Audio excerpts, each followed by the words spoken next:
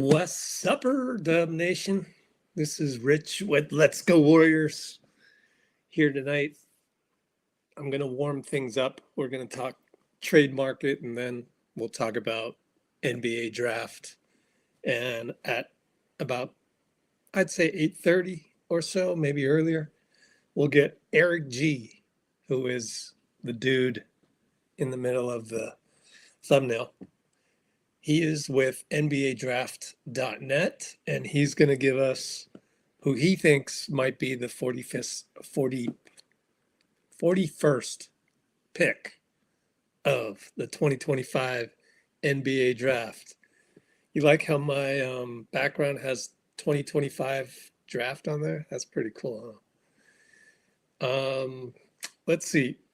We can actually talk about a few things that happened in the news lately with the NBA.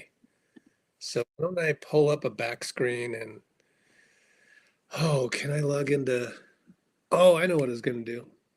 Let me try to log into Discord, our Discord server.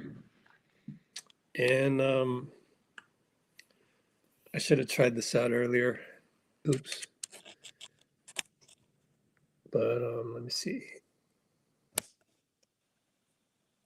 Oh, yeah, you go to QuickTime. So hang tight. We're supposed to get Dean Chambers on as well, but he's a little mercurial, if you will. And, but yeah, in case you're new to Let's Go Warriors, I should have let off with this. What we do here is I make you honestly love your team again, rediscover your love for the Warriors, for Dub Nation, because I just think out there in social media every day I see tweets that are just angry people and they forgot who they were. And I'm here to teach you how to love the Warriors again, like when you were a kid and you didn't care about all the drama. You didn't care about throwing, Kevin Durant under the bus today, which I saw again. We're sitting here, it's literally 2025, 6 years later, and there's still guys throwing Kevin Durant under the bus. Why is there so much hate out there? When can we learn to respect the guy? When can we learn to have gratitude that he was a Warrior at one point? Do you remember the joy you had on July 1st, 2016? Do you remember that? I remember where I was. My parents had brought me on their cruise, which after that cruise, I was like, I'm never going on any more cruises. They're so boring. I'm sure there's better cruises these days, but no, I'm just not. I'm a little scared when it comes to being this tiny little boat in this gigantic ocean. Anyway, I was getting in one of those boats that takes you to the shore, and it was a summer cruise to the United Kingdom, and you go around the United Kingdom or England or the UK, the British Isles. So you go around, and we were at Loch Ness, the Loch Ness Monster, Loch Ness. Yeah, so we were going to get on a bus and go see Loch Ness, which wasn't anything like tremendous. I mean, just this giant green lake, and you kind of look around. Is there a monster in there? But anyway, the highlight of the day was actually sitting there refreshing my iPhone. What iPhone was that? iPhone 6, I think. And doing that and refreshing on my 1G T-Mobile service. Kevin Durant's a Warrior. He chose the Warriors. So that's what we try and do here, is remind you to go back to that. Okay, now I am going to try and pull up my iPhone. on the other screen. The only problem is that one's connected to my main. Okay. That's fine. All right, cool. And Dean Chambers is in the house. Dean! What's up, Rich? Ooh. So my screen's a little weird because I did a crazy thing, Dean. I left my main computer in Santa Cruz. I was visiting somebody in Santa Cruz and I left it there. I literally just drove back. It's about an hour away. So I'm on my backup laptop right now. So that's what we have to deal with right now. But yeah, I guess my screen's a little weird. Why is it like that? I feel like I've been skinny. But anyways, that's where we're at. And we'll just go like this. And if and when Eric shows up, then we'll do a little swapperoo. Let me check that one more time to see why. What's up, everybody? Yeah, this is weird. I feel like I'm skinny from this one. I don't know. That's all better, huh? Yeah, I feel like my side of the screen, it's compressing it. Yeah, you got the concave mirror, man. Yeah, weird. Like at the Why are you not in the middle? Yeah. That's a lot better, right? So, oh, the season's over, you know. So. Let's just do that. Yeah, my screen's totally whacked because look at the back. I saw that earlier and I'm like, why is draft 2025 cut in half or 1/3 on my screen and yours is normal? And I had to check if the thumbnail was actually 16:9, and this is so weird. Let me check. Okay. Camera. Oh well. I'm trying to look to the. Yeah, mine's settings. all like. It's like closer or something. All right, I don't mean to. Squish it. Oh, was that Bubbles? Sound like a baby for a second. Dude, cats. Cats purrs for food. They mimic the frequencies of a baby crying. What? They know how to mess with our brain. Yeah. Oh, that's crazy.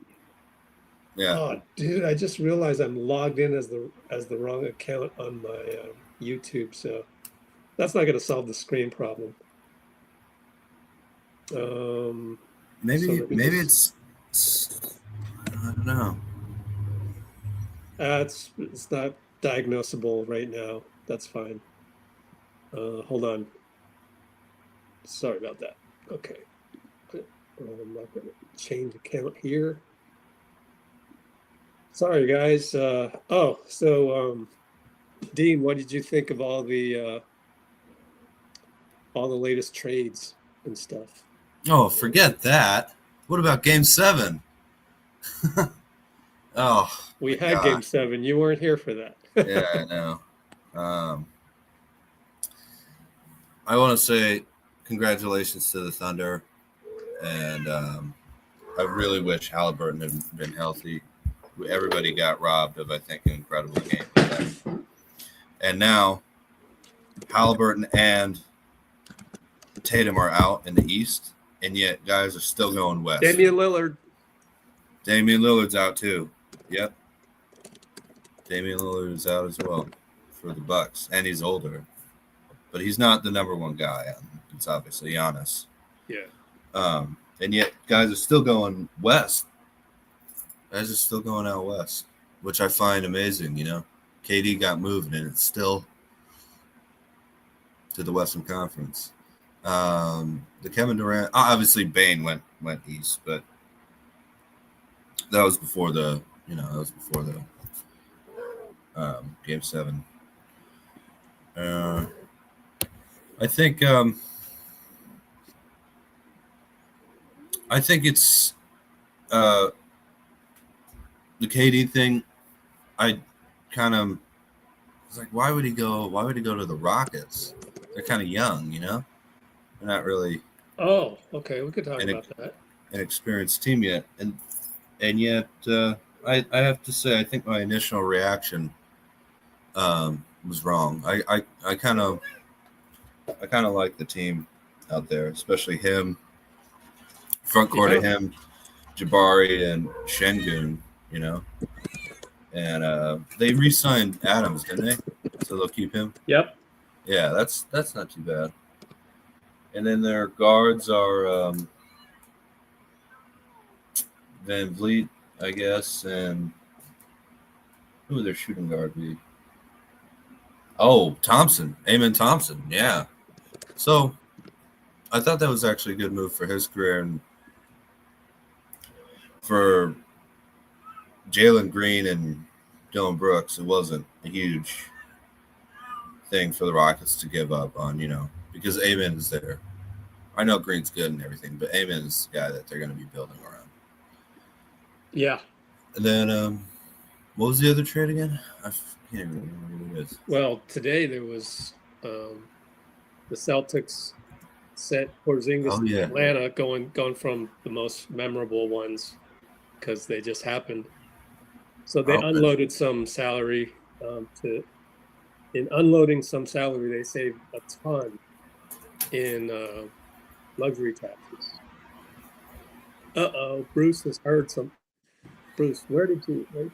Don't just say I heard. You heard from what? You texted the. You texted.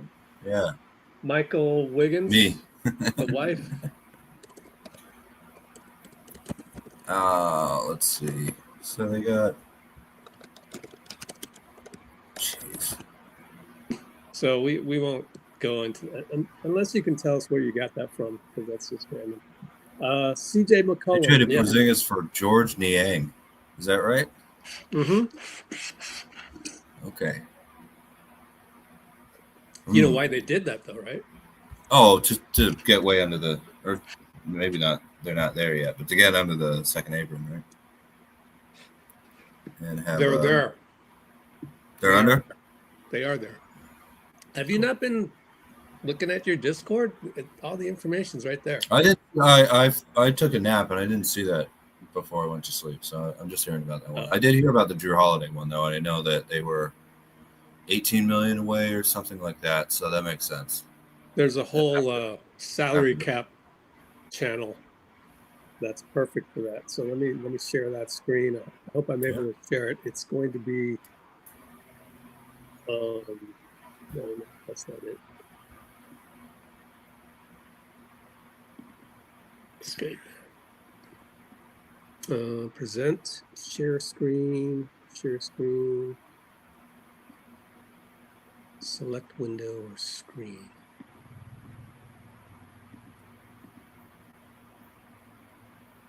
Oh, sharing the screen is going to be tough tonight because this is all strange. I wonder what happened. No. Well, I'm on my other laptop, so StreamYard is not set up for this. But it didn't. I felt like you were okay, and then it changed while you were on. Right? I don't know. This is my other laptop. It's totally different on this. I don't know why. Yeah. Present. Get rid of that. And I'm using Firefox because it wasn't working on Google Chrome. And usually I use Google Chrome, so it's all screwed up. Okay. But we can talk about the other trades. It was Holiday. Let's take a look at that, even though I can't share this with you guys. But everybody go click on that and read. Let's see. Jake Fisher. Trade surfaces after Kevin Durant news. Oh, because the Heat didn't get Kevin Durant, so now they want to. I mean, no. Heat. Oh, well, okay. It looks like the it's Lakers, from Athlon. No, the Yeah. Athlon's just an aggregator. Oh, So is Yahoo, but oh, they got it from Jovan Buha YouTube. If you can get Claxton as your starting center and Wiggins as your starting three, and you still, I really like that starting five together. Wait a minute. So is this Jovan Buha really likes Andrew Wiggins, or is this an actual rumor? Originally reported on Athletic, and then Yahoo sent me to another page. Let's see. how would they get him? This How would they further get any of these intensified. guys? This further intensified the buzz around Durant and the Heat, which could also impact Wiggins' future. Okay, revealed would sign a long time. The San Antonio. June 15th. Bruce, this is horrible. This is not sources. So I heard they're interested in Wiggins. I mean, this is Jovan Buha saying, oh, you know what would be cool? Nick Claxton and Andrew Wiggins on the Lakers. That'd be cool. And then you've turned that into, oh, I heard the Lakers are interested in Wiggins. There's nothing behind this. But I'm glad we went through it. That's how they get clicks, though. That's how they get clicks, man. Don't worry about it too much. But how? Sure. If there's not a mechanism in the thing, we can't. What they're gonna give them? What Disneyland passes? They already live in Florida. No, but you've got to interpret these. You got to read the article and really pick through it and know who it's coming from. So it's Jovan Buha, and he's suggesting making. It's just like this whole Koby White thing. Like there's no Koby White rumor. It was just Marcus Thompson saying, "I like Koby White." That's it, and it's blown up into this like the Warriors are interested in Koby White. No, a writer that writes about the Warriors is interested in Koby White. So we're going to get a lot of those. All right, Bruce wants to talk about Drew Holiday. Do you want Drew Holiday, Dean? I like him. Just I don't want to sign him for the contract that he has, and he's so small. I don't want to get smaller. I don't care who it is. Yeah. People are like, oh, Dame. No, I never wanted Dame Lillard and Steph on the same team. It's too small. That would not have worked. Same thing. I mean, Drew's great. It was a Monte Ellis thing. We would kill in a 6'6" and under league. Oh, yeah. Kill. But no, we're not getting. No, I don't want Drew threes only. Mm-hmm. I'm even worried about getting Derek White now that's kind of been rumored now that I thought the fact that Boston got below the second apron and with Porzingis that deal, to me that signals that they're done. But then now, just literally 5 minutes ago, I'm seeing multiple. I have kind of like a separate secret channel that I have that tracks all these other people that are wishy-washy, and so. But two of the wishy-washy guys said the Warriors are engaged with the Celtics, and it's obviously Derek White. But I'm even like I'm on the fence on Derek White because again, like we need size, man. Have you looked at the lineup? Is there any way we can get Brown? No. Yeah, then I think I don't know. I would love Brown on the team, even if he and Steph have jotted each other a little bit. I don't see any way that the Boston would send Brown to us. I know. Brown's not up for. He's beyond the 4 first rounders. Like he wants to be at Boston. Well, it's just he has an immense contract compared to Derek White,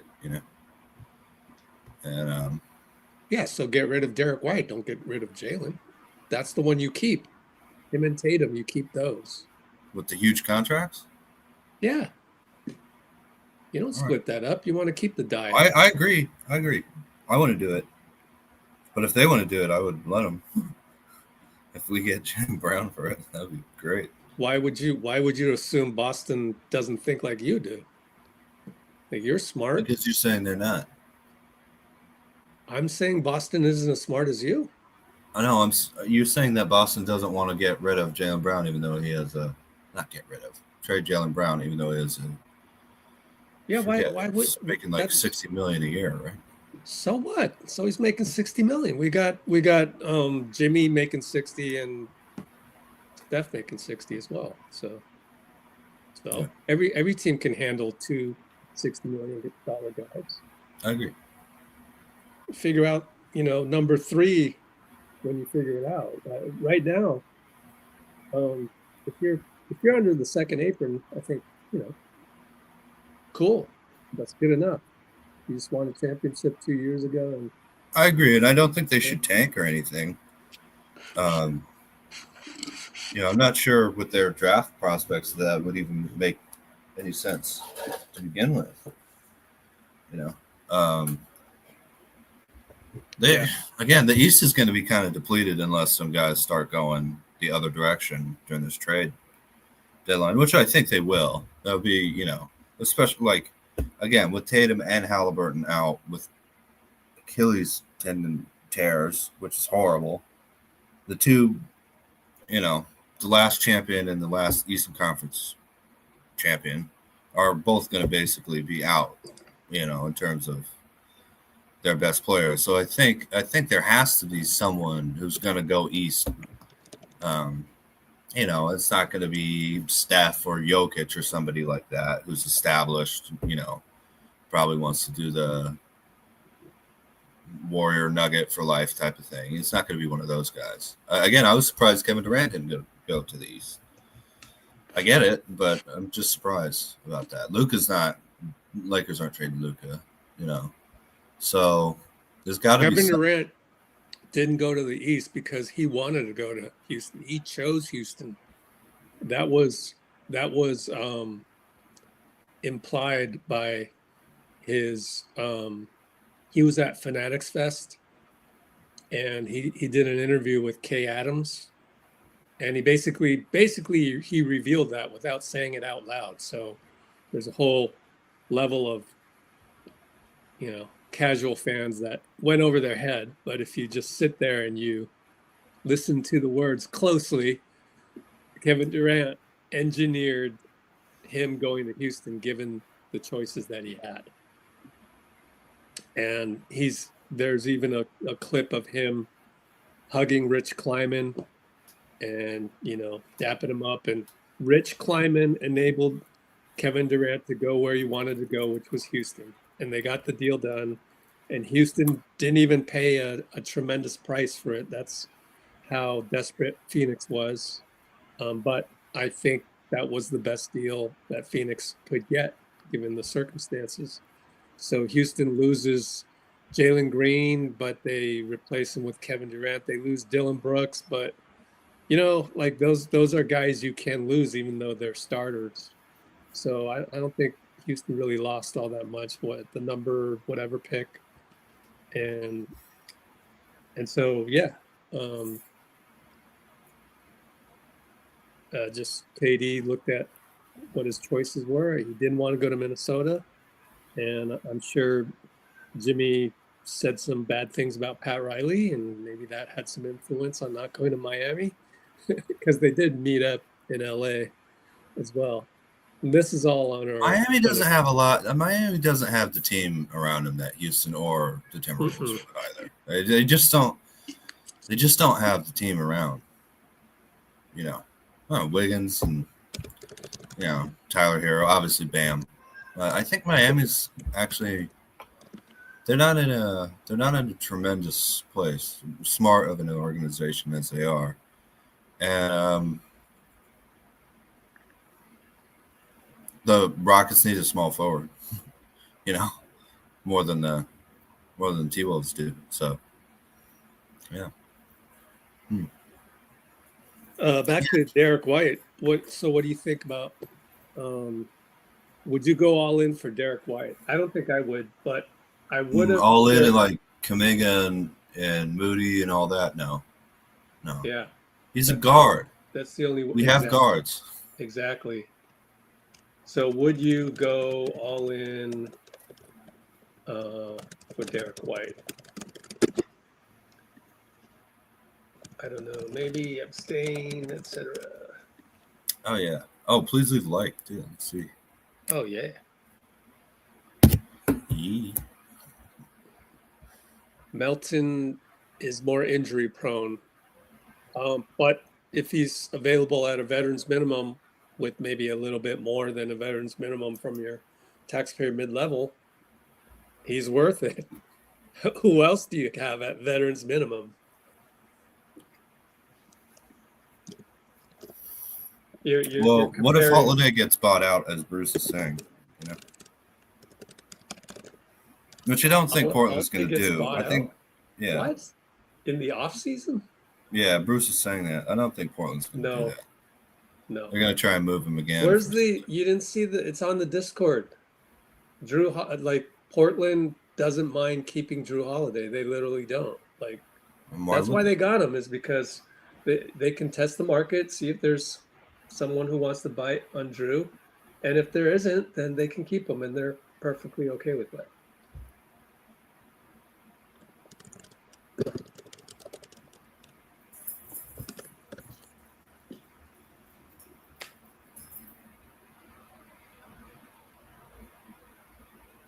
The other thing with Melton is that I think he'd come off the bench. I'm not sure. I bet Drew would. I actually bet Drew would, but it's just easier with Melton. Everything is a lot smoother with that. I know he's injured. Like we're comparing apples to oranges. I mean, like, yeah. It's like when people want to, and that's the problem with, you really do have to understand your cap sheet, like who's making what, the pecking order of that, and how much you have left, because Drew Holiday is like $30 million player. So you're basically the only mechanism to get a $30 million player is to put JK together with Moody. So that's not a fair comparison to Melton, where you wouldn't need to give up a JK and Moody, let alone or, right? So if you can understand how to interpret the cap sheet that way, then you'll see that, like, the Drew Holiday decision is a much bigger decision. It's not like, oh, we need a guard or we need a defensive guard. Who do we get? Melton or Drew Holiday? No, it's we need somebody at this level or at this level, and that's why you do the comparisons of the Jonathan Kuminga salary at 50% going out and all of those things, or you keep JK, or and that's what I think it's trending towards right now, because of it's on our YouTube channel, but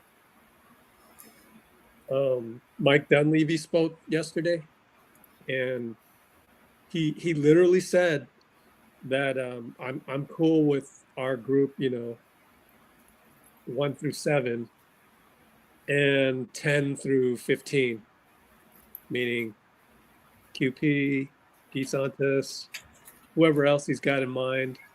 Pat Spencer, maybe Taron Armstrong, maybe Braxton Key. He's cool with those. He wants to get the middle of the roster right. And so when he said that, I was like, we're not getting Jaren Jackson. But the caveat to that is, if we were trying to target somebody big like that, he would not say anything about that. And he would just say what he said. But yeah, I think it's trending more towards probably keeping JK because I don't know. I'm just gonna have to sit and wait and see what happens, because it could go either way. Well, for all the movement and everything,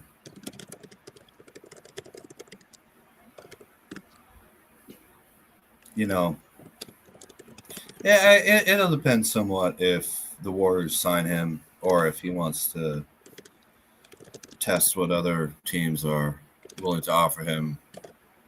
outside of going through the Warriors, obviously, test free agency to some degree, restricted free agency, but still be able to meet with other teams and everything, and determine what his salary is going to be, because if everyone's like, we'll give you $20 million, I mean, that's very different. I don't think that's what's going to happen. I think there are a couple teams out there. Who's everyone? Huh? There is no everyone. There's the Brooklyn Nets, and the Detroit Pistons have about $17 million of cap space. Yeah. No, I just meant I think sometimes guys try and test the market through free agency, perhaps even with teams that don't right now have the cap space. But you can open up cap space or whatever to or it can be discussions on, if there were a trade to be had or whatever. I think that you would still want to meet with other front offices unless you're like, well, the Warriors are offering me this amount, that's what I want, and let's get this over with. Now, if I remember correctly, if like the Nets offer him a contract and we match it, we can't do a sign and trade with the Nets, right? At least in the offseason. Right. Mm-hmm. Yeah. So that would be a team making any offer would be a restriction for us moving JK at least directly to that team. There maybe you can get around it with 3-team trades or whatever. The rules are increasingly more complex, but that's definitely something to keep an eye on, because it seems like if the Nets really want him, maybe they want to offer him a contract. Which sounds I don't think the Nets really want him anymore. There's been like zero on that. Yeah. Sometimes a lot of noise is a misdirection, though. I feel like that happens. No noise. You mean sometimes no noise is a misdirection? No, sometimes no noise means it's more likely than if there's a lot of noise about this and that. I remember Bob Myers saying something like that. Well, yeah. That's why it's funny, because now Dunleavy wants to get the JK situation ironed out sooner than later. That's been reported. He said that yesterday. Yeah. It's on our channel. You go look at the Dunleavy thing. I wish I could pull up a back screen for this.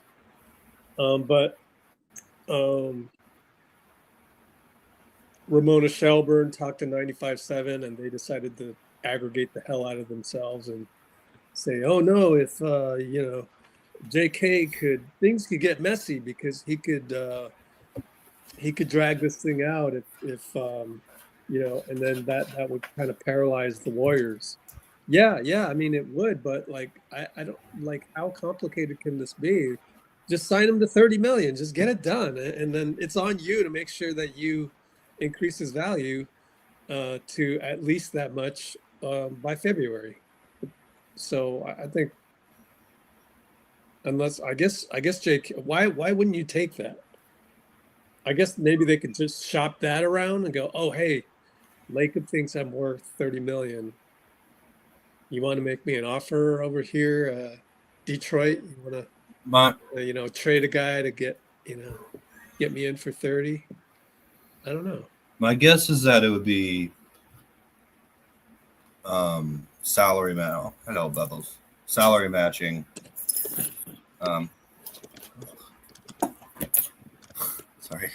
Salary matching to some degree, right? With the 50% thing.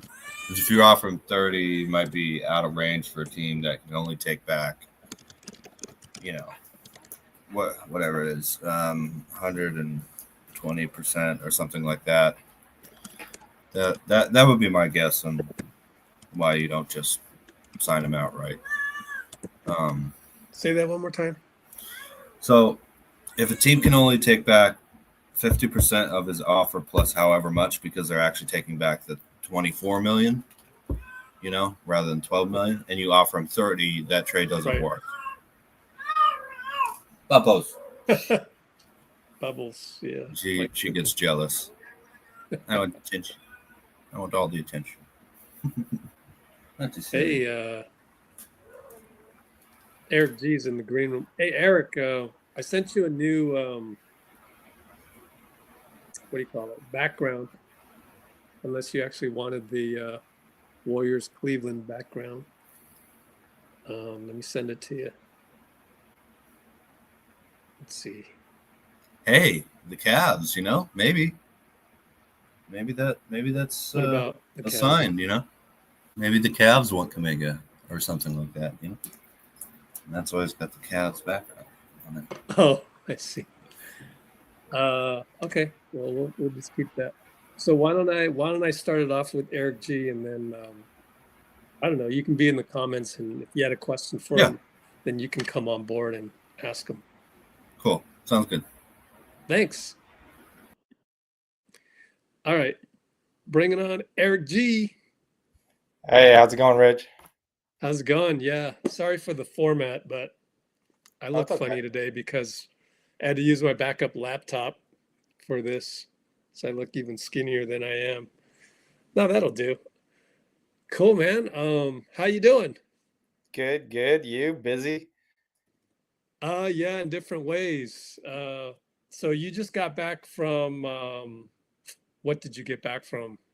Over the weekend, I was at Section 7, which has the best high school basketball teams come and play each other in a summer league format, where it's the actual high school itself.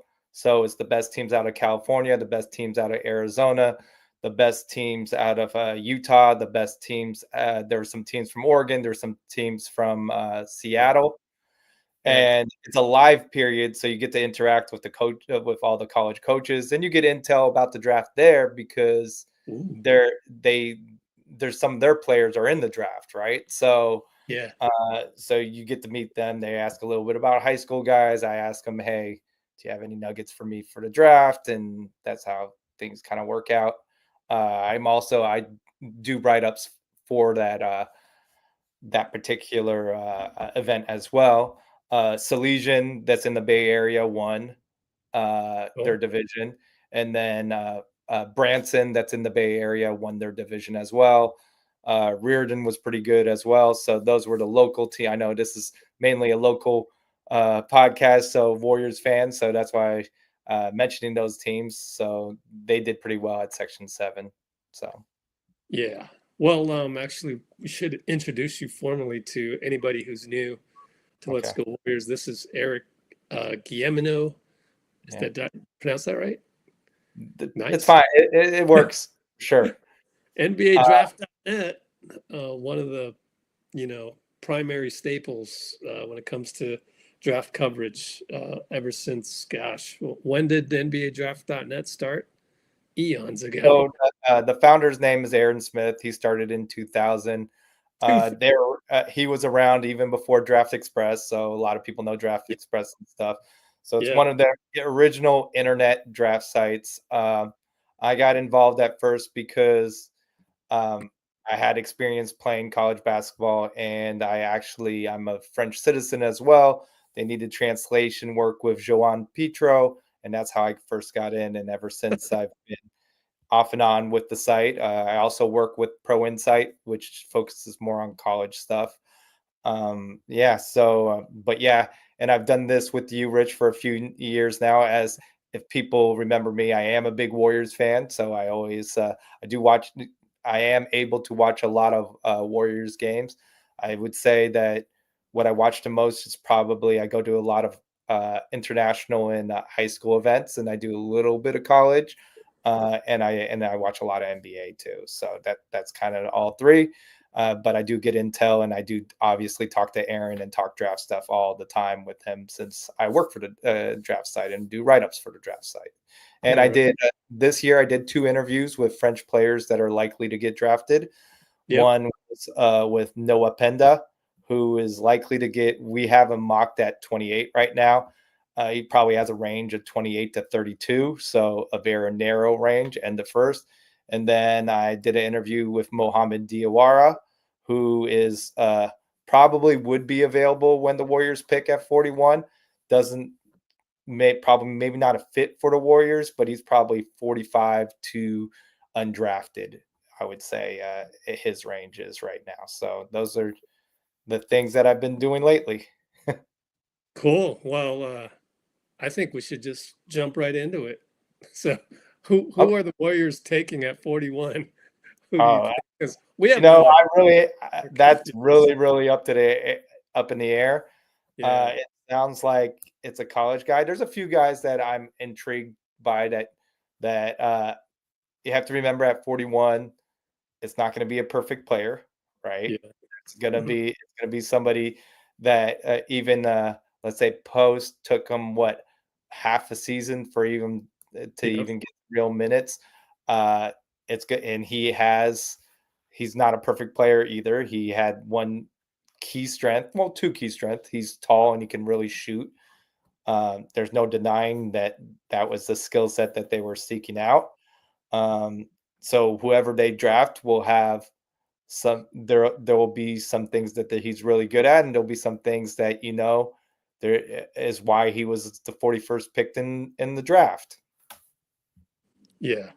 All right. I think we're gonna just do a quick detour because we have a lot of audience that's like Asian American or in the Far East. Okay. Of course, they want to know about Hanson Yang. So what do you know? What do you know about Hanson Yang? Here it is. Actually, so Hanson Yang may not be available at 41. There is a chance that he will be.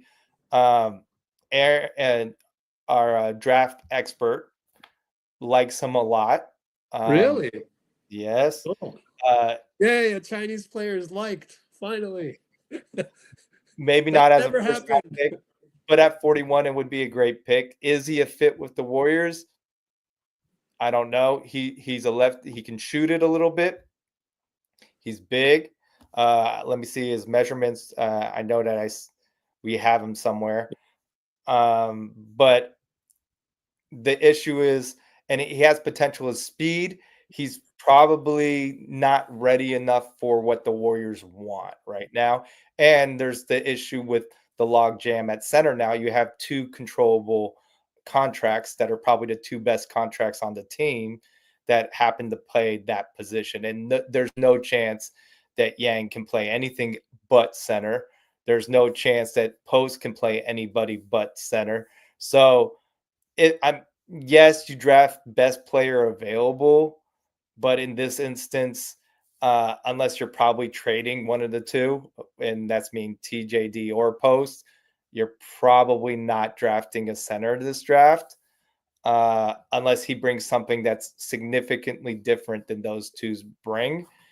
And Yang, while he may be a little bit better passer than Post and maybe a little bit better in the inside than Post, he's not quite the shooter that Post is. I don't know if it might be just a marginal difference between the two. And his measurements came out as 7'1" height, 7'2 3/4" wingspan. So he's not that much longer than height, but 9'3" standing reach, which is good. And his vertical wasn't bad. It was 30-inch vert. So those are his metrics. And this is from the G League Combine. So you might not have it, but I have, as I sent to you, I have that data for many of the players. He impressed enough. Oh, actually, no, it wasn't from the G League. It's from the regular Combine. So everybody should be able to see that on NBA.com. So he did some good things, but yet he's still going to be a second round pick, but good enough that he's probably not going to be available at 41. That's Gotcha. how it. What's his like comp? Because in NBA draft.net parlance that you guys have a lot of NBA comps in your scouting reports. Because I've never seen them. Yeah, I've seen. I think our comp. Our comp is another Chinese player that played for the Miami Heat back in the day, Wang Zizi. Oh, really? Okay. Wait, but he liked to shoot, right? Yeah, he liked to shoot. Okay. I don't know if that's the best comp in the world, but it is a comp. I remember that there was a lot of hype about Hanson Yang last year, and he's worked on his game a lot because there is an improvement. He would not have been a draft pick last year. So there are a few things going on that help him out. The fact that NAIL came into place and a lot of guys opted out also is probably why he's a little higher. I do think he would have gotten drafted regardless this year, but probably not as high, probably 10 to 15 spots higher than what would have been if everybody had stayed in the draft. So Wow. You're saying among the there's top 60, 10 to 15 went back because the borderline, because of NAIL. I mean, there's two certified first rounders that would have been drafted in the 20s that for sure went back, and they got paid. They are going to get paid more next year to play in college than be a late first round pick. That's because I just looked it up today. The 30th pick gets like a $2-something million contract, right? So whatever school that they went to has agreed to pay them more. Correct. The 30th pick of the NBA draft this year. That's crazy, man. Nil. Wow. Yeah, I mean the top of the line, the ones that are borderline NBA guys are getting $3 million and up in salaries at universities. So it's a handful, but it's still maybe more 20, but it's still significant. Yeah. So. What's 20? About 20 guys, I would say, that make more than $3 million. Yeah. I was thinking 20 million for a second. I was like, nah, that can't be. No. But yeah, aren't they instituting like a salary cap for NCAA? Well, now that NCAA can pay, there's a direct to pay thing. And yes, they say the salaries are going to go down after next season. So there is that. There is that. Yeah, that's kind of like wild west. Get it while you can right now. So good for them. I mean, sometimes, and like they said, you can still get your like in the images as well to that salary in the future, but it's still going to be a lower pay.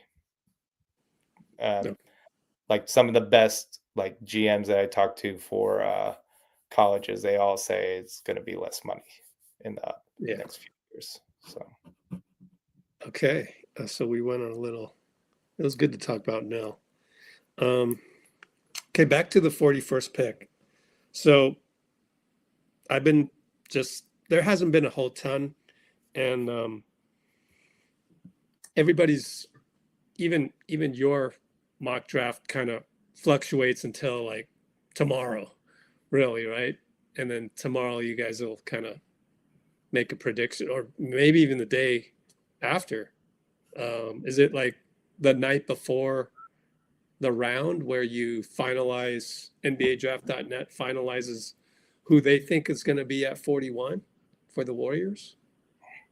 I mean, 41, it's always tough to predict the number because there could be trades and picks too, right? So the Warriors can move up to get someone. So, or they can move down thinking they can get a future second round next year or something like that. So it's really hard to predict the team in the second round.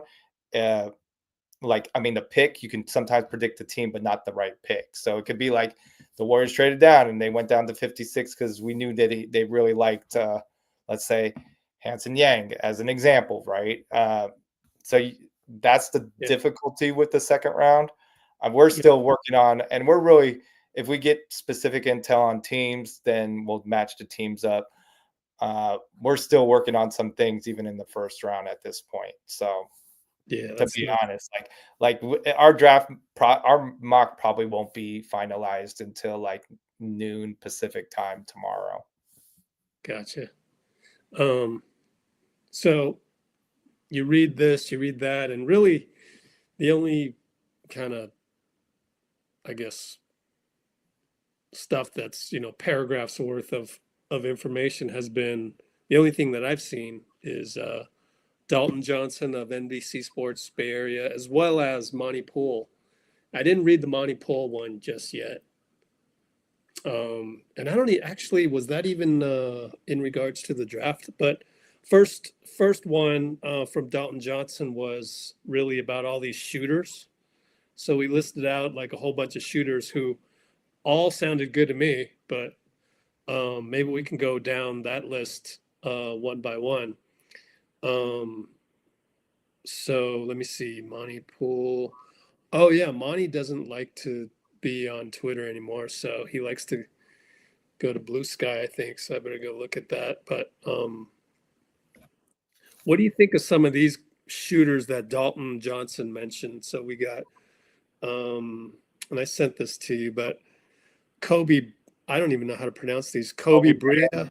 So he was one of the top NAIL guys from last year. So he went from a mid-major to Kentucky, and he's an excellent shooter.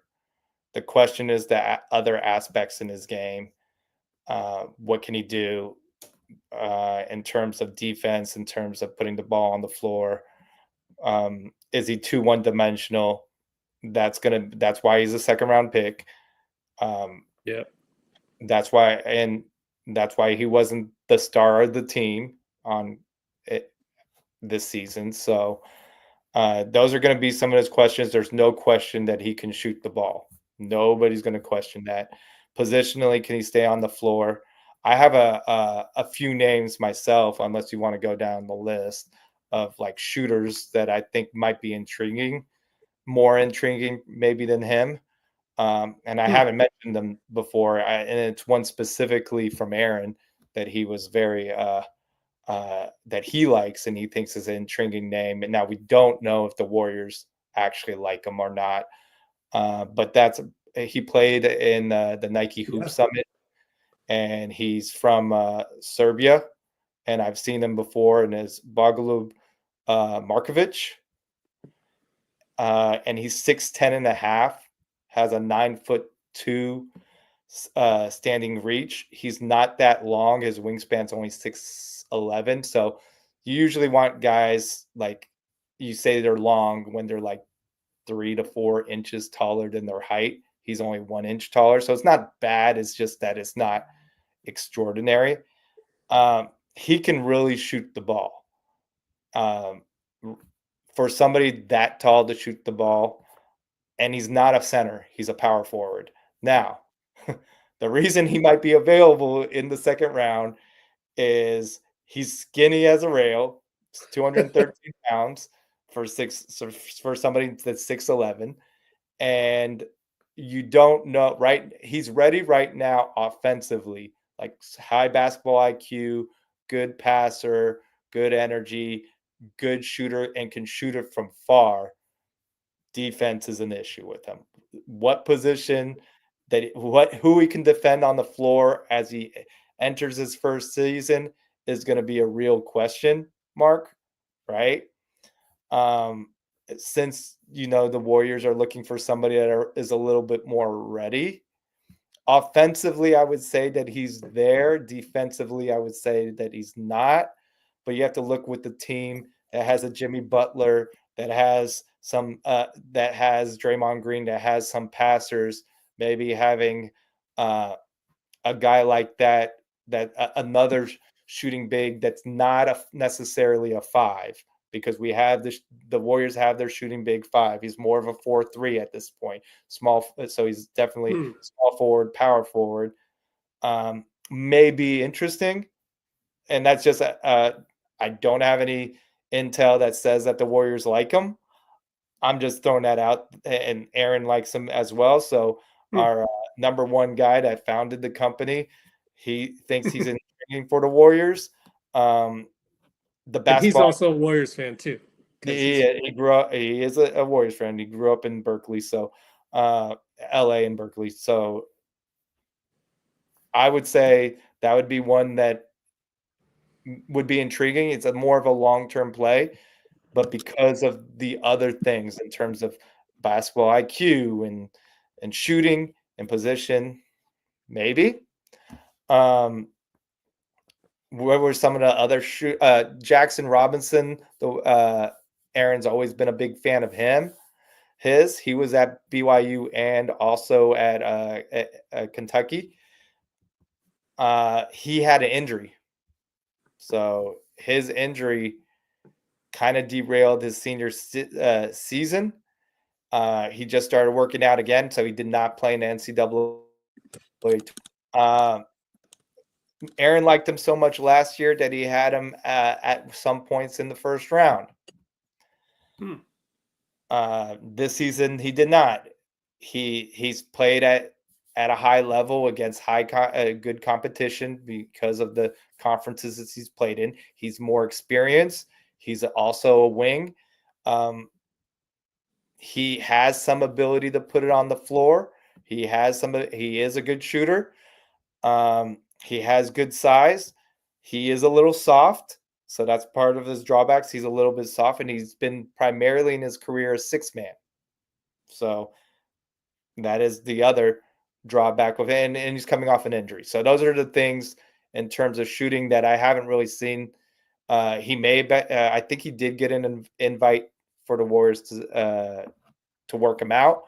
But that's another name that I haven't seen in the media so much. That may be someone that they may take a look at 41, or even it's entirely possible that he does not get drafted, and then that's somebody that they invite into camp. So that's another name just to think about.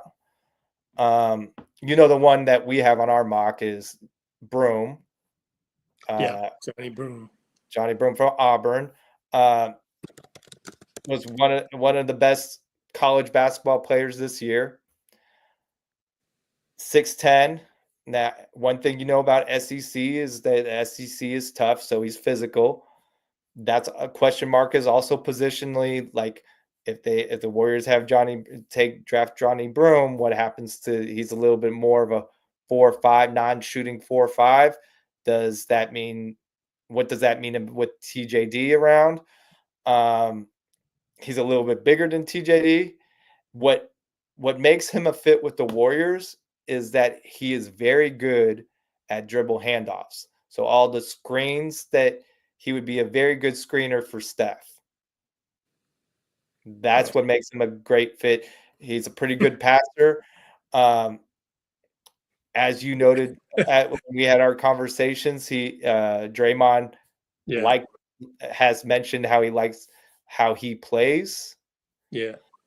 When you said dribble handoff, I admit, and you mentioned that Johni Broome's good at it and all that, and I immediately flash back to every game, or no, I shouldn't say every. I don't want to throw him under the bus, but Trace Jackson Davis goes into a game, but bad screen, going the other way, turnover, and it's like So hopefully, Now Broome can't do what TJ does in terms of diving and catching the lobs, right? Oh, so really? Not as well. I mean, TJD is a little bit better athlete than Broome. I will, but there's some nuances to it. And if, let's say, TJD is part of a trade package, then Johni Broome would be a good alternative. Or if the Warriors aren't re-signing Looney, that might be their third center.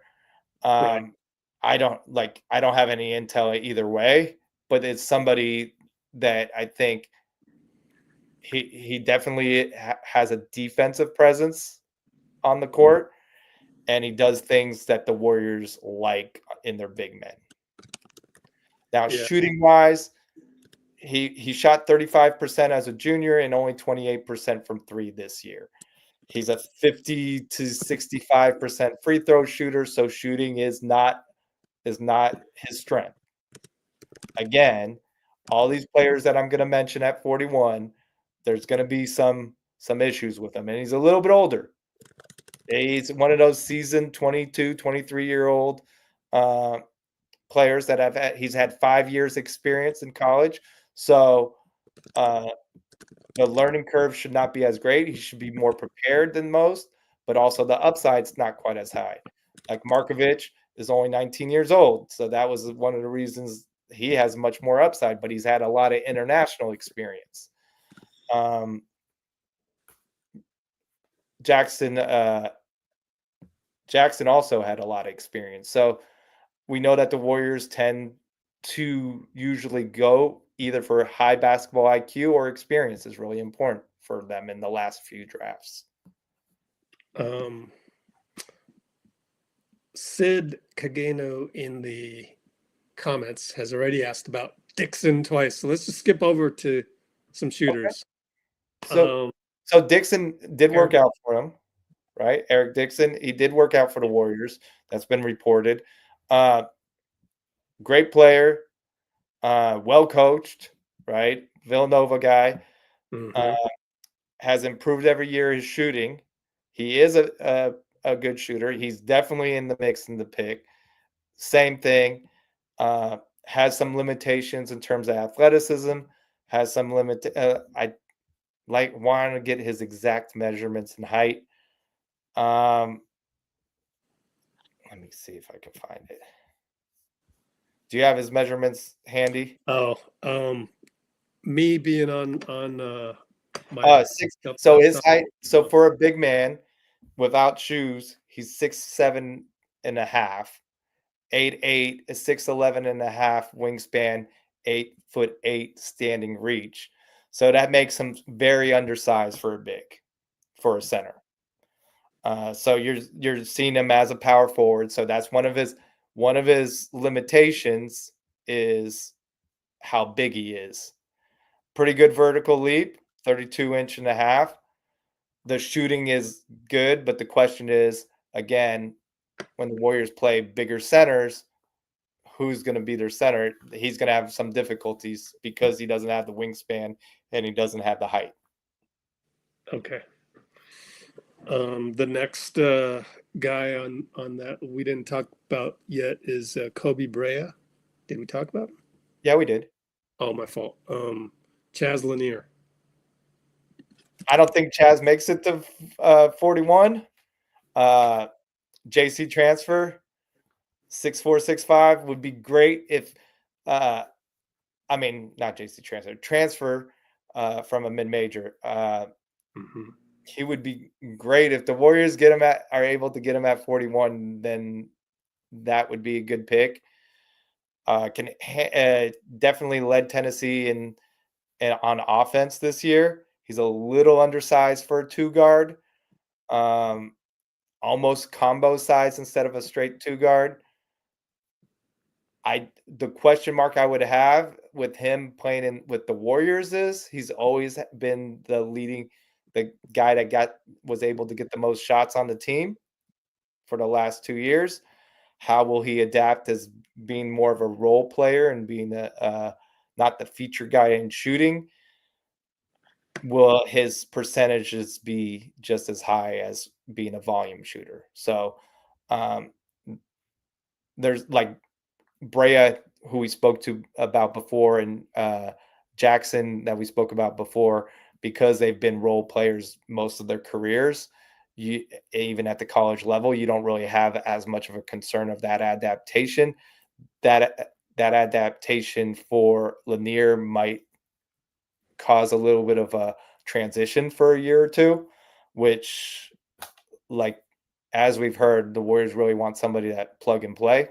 So even though he's a little bit older, those are some of my concern for him. Let's look at a little bit. I think size-wise, let me look it up. He's 6'3" 3/4 without shoes, 6'9" wingspan, which isn't bad for his height, 8'5", and not bad at all for his wingspan. And he's athletic. He has a 39-inch vertical leap. So, good athlete. Again, the question mark more is his role and if he'll be available at 41. That would be my 2 main concerns. I do not think that the Warriors would trade up to get him. Where do you think he's going? Like first round or? I think like in the 30s. Okay. So he could go 30 to 39. I don't think he makes 41. And I don't think he's enough of a go-getter for the Warriors to just say, hey, we're targeting him. Now, one guy that I could see them move up for is another international guy, is Ben Seraph, the Mhm. Israeli Yeah, you know. is a player that plays for Ulm. Now he may end up to be a first rounder, but he may be a second rounder. If he ends up not getting drafted in the first round, I could see the Warriors trading up. Why? He's a Kirk type of player. Has a very high basketball IQ. He has good size at 6'5". Some people think he's a point guard, but he's not. He's a true combo guard that knows how to manipulate the pick and roll and knows how to pass, which the Warriors, and he's a lefty, good shoot. He's a streaky shooter. He's a lefty streaky shooter, but a good shooter overall. So I wouldn't call him a pure shooter. Question marks would be his defense. Question mark would be more him manipulating without the ball. He's playing right now with Ulm, and he had just had a 20-point game in the finals. They play again, I think, tomorrow, actually, the day of the draft. And unlike Noah Senge, the French guy, he decided to stay. Well, Senge is going to the draft because he's actually getting more playing time than Senge, but doesn't quite have the upside as Senge. But that would be one that I would say there's some question marks defensively, but I could see the Warriors. The fact positionally, it's kind of a need for the Warriors at the 2. He can handle it a little bit. He can shoot it a little bit. He's not a great defender, but he's not a horrible defender. I could see the Warriors if he's available at 33, maybe they trade up to 33. Okay. How about to round Yeah, out some? I don't have any intel. It's just my observation as a Warriors fan, and also the type of player that Steve Kerr tends to like. Gotcha. And he's one of those. How do you spell his teammate's name? You said Asenge? Noah Senge. Yeah. How do you spell the last name? Essengue. Gotcha. And how about we round out some of these last couple names that we haven't talked about? Shooter wise, Tamar Bates. So Aaron really likes Tamar Bates. And again, Tamar Bates is somebody that the Aaron had at some point in the first round for this year because he evaluates him that high. So he probably still has him in his big board up there. And Tamar Bates played well enough in the combines that he got a invite to a higher level combine. Let me see his measurements. So he's 6'3 3/4 without shoes. Enormous wingspan, 6'10 in the quarter. But his standing reach is 8'7". Older player, has a 33.5 vertical leap. He can do a little bit of everything. He's a little bit of a late bloomer, older player, and that's probably why he's going to be a second round player. Okay. And the last guy we haven't mentioned that's on the Dalton Johnson list is John. How do you pronounce this? Tonje? Yeah. It comes out of Wisconsin. Has good height. I'm not so high on him, honestly. 6'9" wingspan, 8'6", short standing reach. Older guy, good vertical, 37-inch vert. I just don't see the fit for the Warriors personally, but who knows? I think he'll get drafted lower than 41 as well. Okay. We have a comment by Spyrit. RJ Lewis. So I saw that RJ Louise. I saw that the Warriors beat writers, one of them really liked them. Yeah, you're right. Yeah. And good athlete. Was Big East Player of the Year. had a huge falling out with the St. John's program. Mm. They didn't want him back. So that's a red flag. I don't know why they didn't want him back, but they didn't want him back. And they recruited guys before he decided to completely stay in the draft. And he doesn't shoot the ball well. So in terms of athleticism, he's a good athlete. He has some size. Obviously, he can score some. To me, it's a red flag how it ended with Rick Pitino at St. John's, and the fact that there wasn't really a landing spot for him at another university at the NIL that he wanted, because he had, if you think about it, he's a second round pick. He's one of the guys that should have got $3 million or more to stay in college. So from what I understood is one of the red flags were that he stopped going to school completely and that he couldn't come back. And then he had the poor ending in the NCAA tournament in terms of games played. So that would be one of my a little bit of a red flag for him, so to speak. Yep. But I could see also why the Warriors would draft him. Like I said, positional size and good athlete. They would have to understand the intangibles are medium, and then are they assured that they can work on his shot? Mm-hmm. Okay. I know some of the others that they mentioned was Nembhard, the younger brother of the Indiana Pacer. So he is supposed to get drafted late second round. He's a great player. He's very similar to his brother. He's just 3 inches shorter than his brother. Yeah. And his brother is already pretty short. So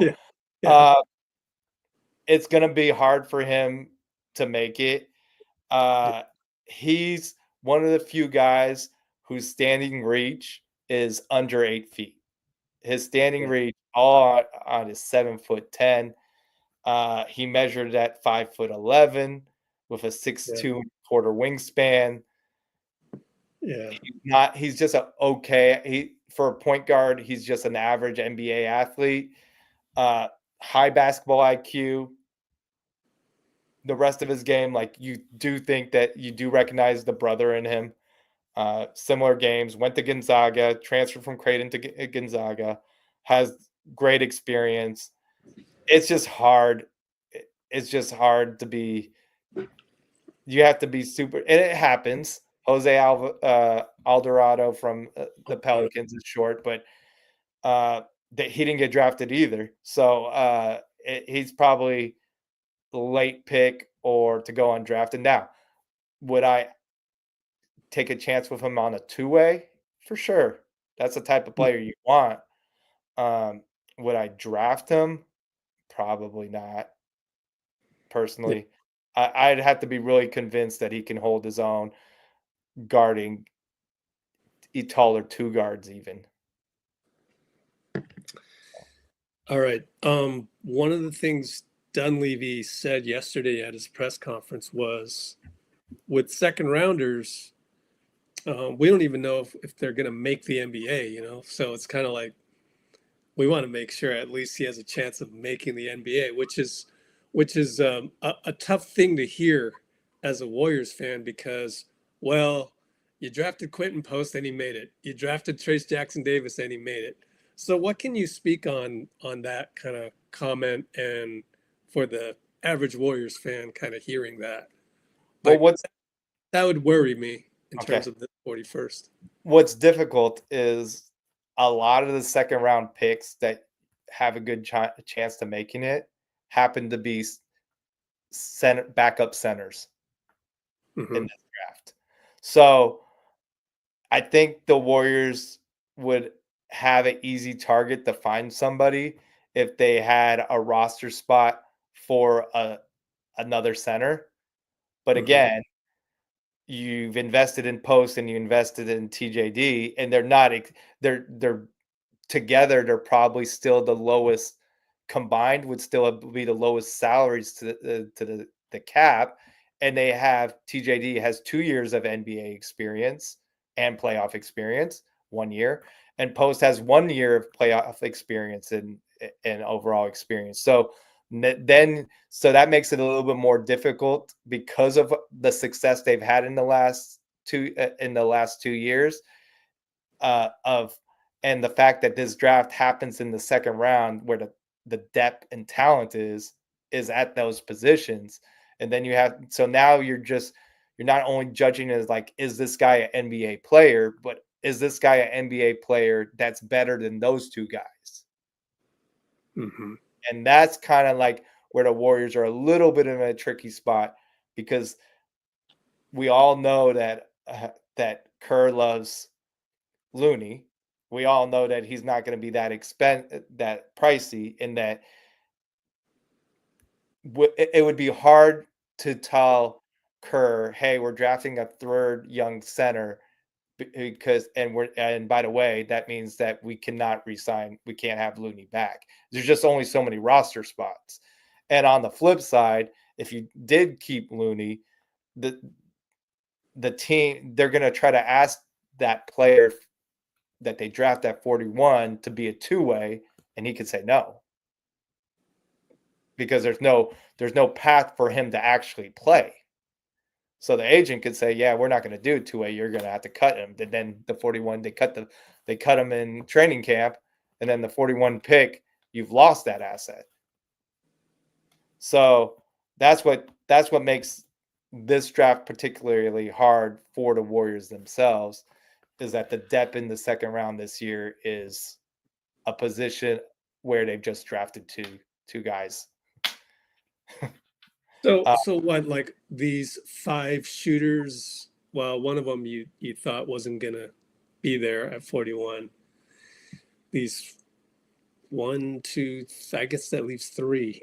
Well, there's also, and the Warriors, and I'm referring to the Warriors Plus and Minus pod, who the beat writers, they talk about, they know, they get intel within the organization. So they also mentioned that Zion James, right, yeah, from Duke, transferred to Duke. Duke, was also on the team. Now, Yeah. one thing, no matter who drafts him, he's not a point guard. Like, Duke tried to make him a point guard this year, and that was a failed experiment. And he was supposed to be the Chaz Lanier for Duke this year, and that didn't quite work out the way Duke had hoped. I mean, Cooper Flag worked out, but I'm just saying Zion James overall didn't quite work out the way they had hoped. His handles, he's more of a, like, even he's a size of a 2, but he plays a little bit more like a short, small forward. So that's a little bit of it. And that's, again, why he's a second round pick. That's a little bit of an issue. He'll be a 2-3 more than a 1-2. And I think the Warriors, if all things were equal, they would get a 3-and-D wing, or a combo guard that could play a little bit of 1 or 2. I think if they just positionally, but maybe he wowed them in these workouts. A lot of times, if somebody shoots the heck out of the ball and competes and wins, that's the way they go. Although we heard the whole Halliburton story, and the Warriors decided not to go his way, even though he did really well. Who is this? Halliburton. Oh, right. We heard that on ESPN. So I don't want to cringe. By our old GM, by the old Warriors GM. But anyway. Oh, yeah. I mean, I could talk about a few other things. I know that the Stanford grad, Maxime Renaud. Oh, yeah. Somebody asked about that. My fault. So he's 7 foot, legit 7 foot, averaged a double-double this year. The rumor is that he's going to get that he has a floor, that he has a promise that at 29. If he's still available at 29, the Suns will draft him. So that's Okay.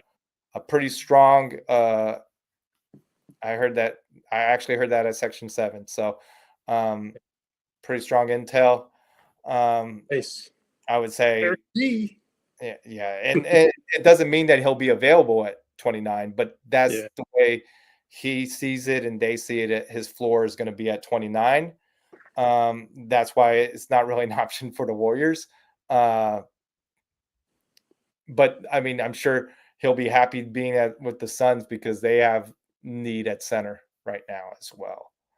And for the reasons that I just explained earlier, I don't see the Warriors trading up to get a Maximiliano because of it, how much better do they see him than Post to giving up an asset, and also if he's guaranteed a first round slot, then that's an increased salary by a lot. So for those two reasons, don't see it. Yep. Okay. Yeah.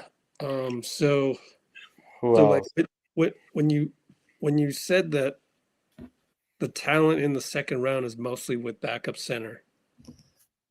So are all these list of guys, and you talked about them,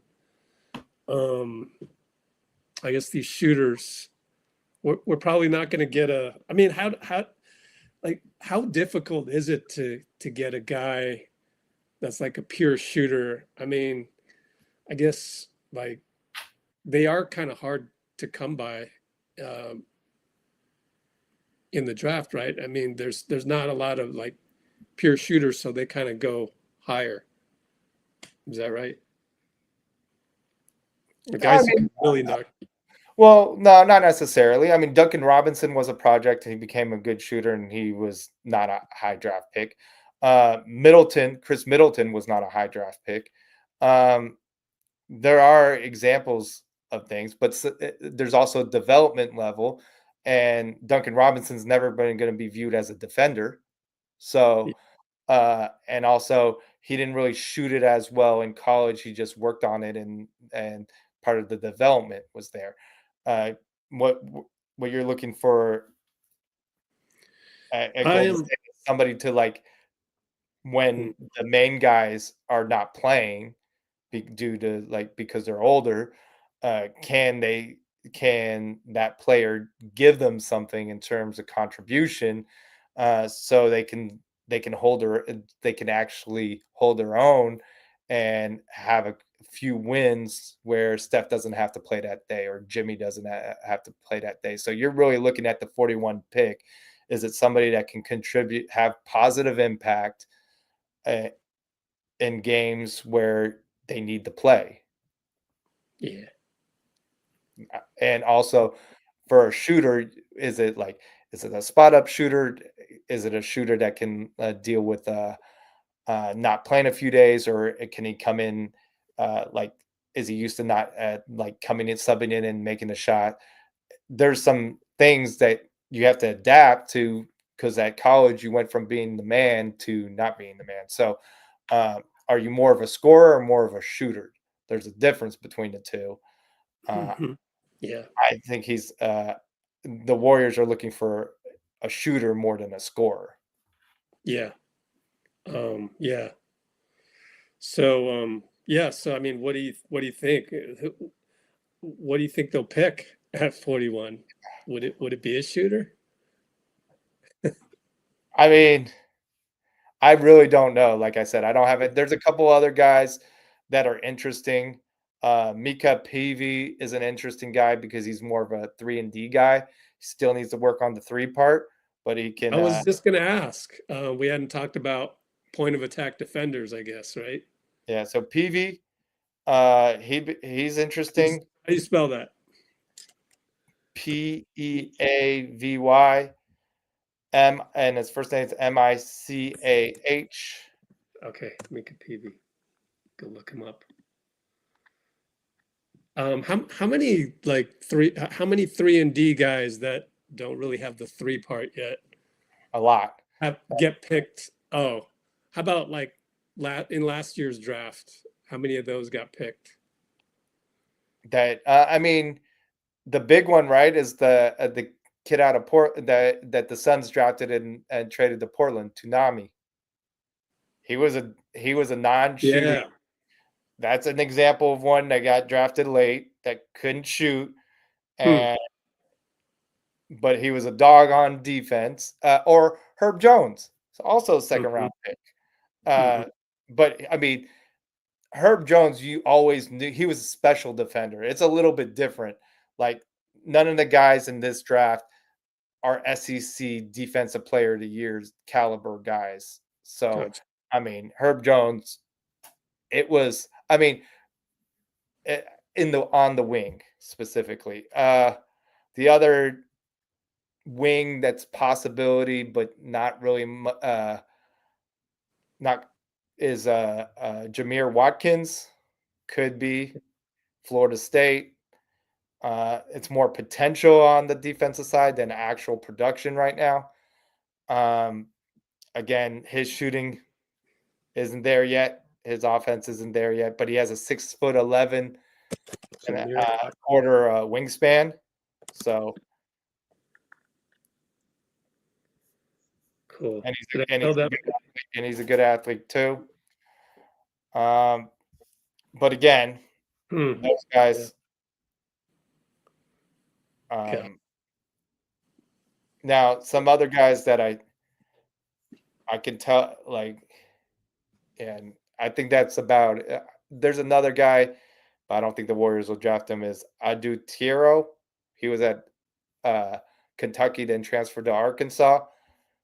Late bloomer, grew late, 7-foot wingspan, 6'6" and a quarter. It's possible that he's still around at 41. Not very, not very Steve Kerr type of player, and that's why he hasn't been mentioned very much. I His see a vert. basketball IQ is not there yet. Yeah. He's more athlete, still learning, but he plays hard, and he could definitely be a defensive player. Okay. And you mentioned actually we didn't talk too much about Mika Peavy. Um, so he's just a great defender. Good defender, older, can shoot it a little bit. Late bloomer, Yeah. but was a top 100 kid back in high school. So there's something that was always there that took a while to happen for. Gotcha. Whew. Well, you as a fan, well, who do you want them to pick if it wasn't a guy that dropped into their laps, such as you were talking about? Uh, Aaron likes the Markovic guy. Other than Markovic. Markovic, So yeah, Markovic or Ben Seraph, those would be the Ben two. Sarah, yeah, gotcha. Yeah. Okay, so other than like a BPA type, because those would be like BPA, right? Best player available, kind of. I mean, I know another guy that the Warriors would love to have, Mm-hmm. and we've spoken on this before, and that's Danny Wolf, the Michigan Yeah, player. I Just just saw because some. he's a Steve Kerr. Now he is a center, but I think they would draft him if they could. Okay, Just because he moves the ball, he passes the ball so well, goes side to side. Now he's projected to even be a late first round pick, so there's a chance. There's an off chance that he's available in the second round. yeah, Not likely, yeah. but I'm sure if he was available, the Warriors would. He was available early in the second round, I'm sure the Warriors would make some phone calls. Okay. That's how I put it. So if I were to put a gun to your head, so to speak, and force you to pick one that's not Danny Wolf, not Markovich, not Ben Seraph, then who would you as a fan, like, just what you know about the draft, who would you pick at 41, assuming everybody, all of those guys are taken? Who would I draft? Yeah. For Steve Kerr or for myself? There's a Let's do difference. both. Let's do both for yourself and then Steve Kerr. I mean, for myself is I enjoyed interviewing Mohamed Diawara, the French guy. He has a huge wingspan. He has potential as 3-and-D player. He knows he's a role player, which is good. He's good at corner threes. He's kind of like he's compared to by Aran as Wayne Gabriel type of player. So he has a fit in the Yeah. NBA. Him. He can play Wait. he can D up 2, 3s, and 4s. In a pinch, he can D up 5s because he has a 9'4" standing reach. He lacks lateral quickness at times, but for for a 3 he lacks a little bit of lateral quickness, but because he's so long, it doesn't really matter that much.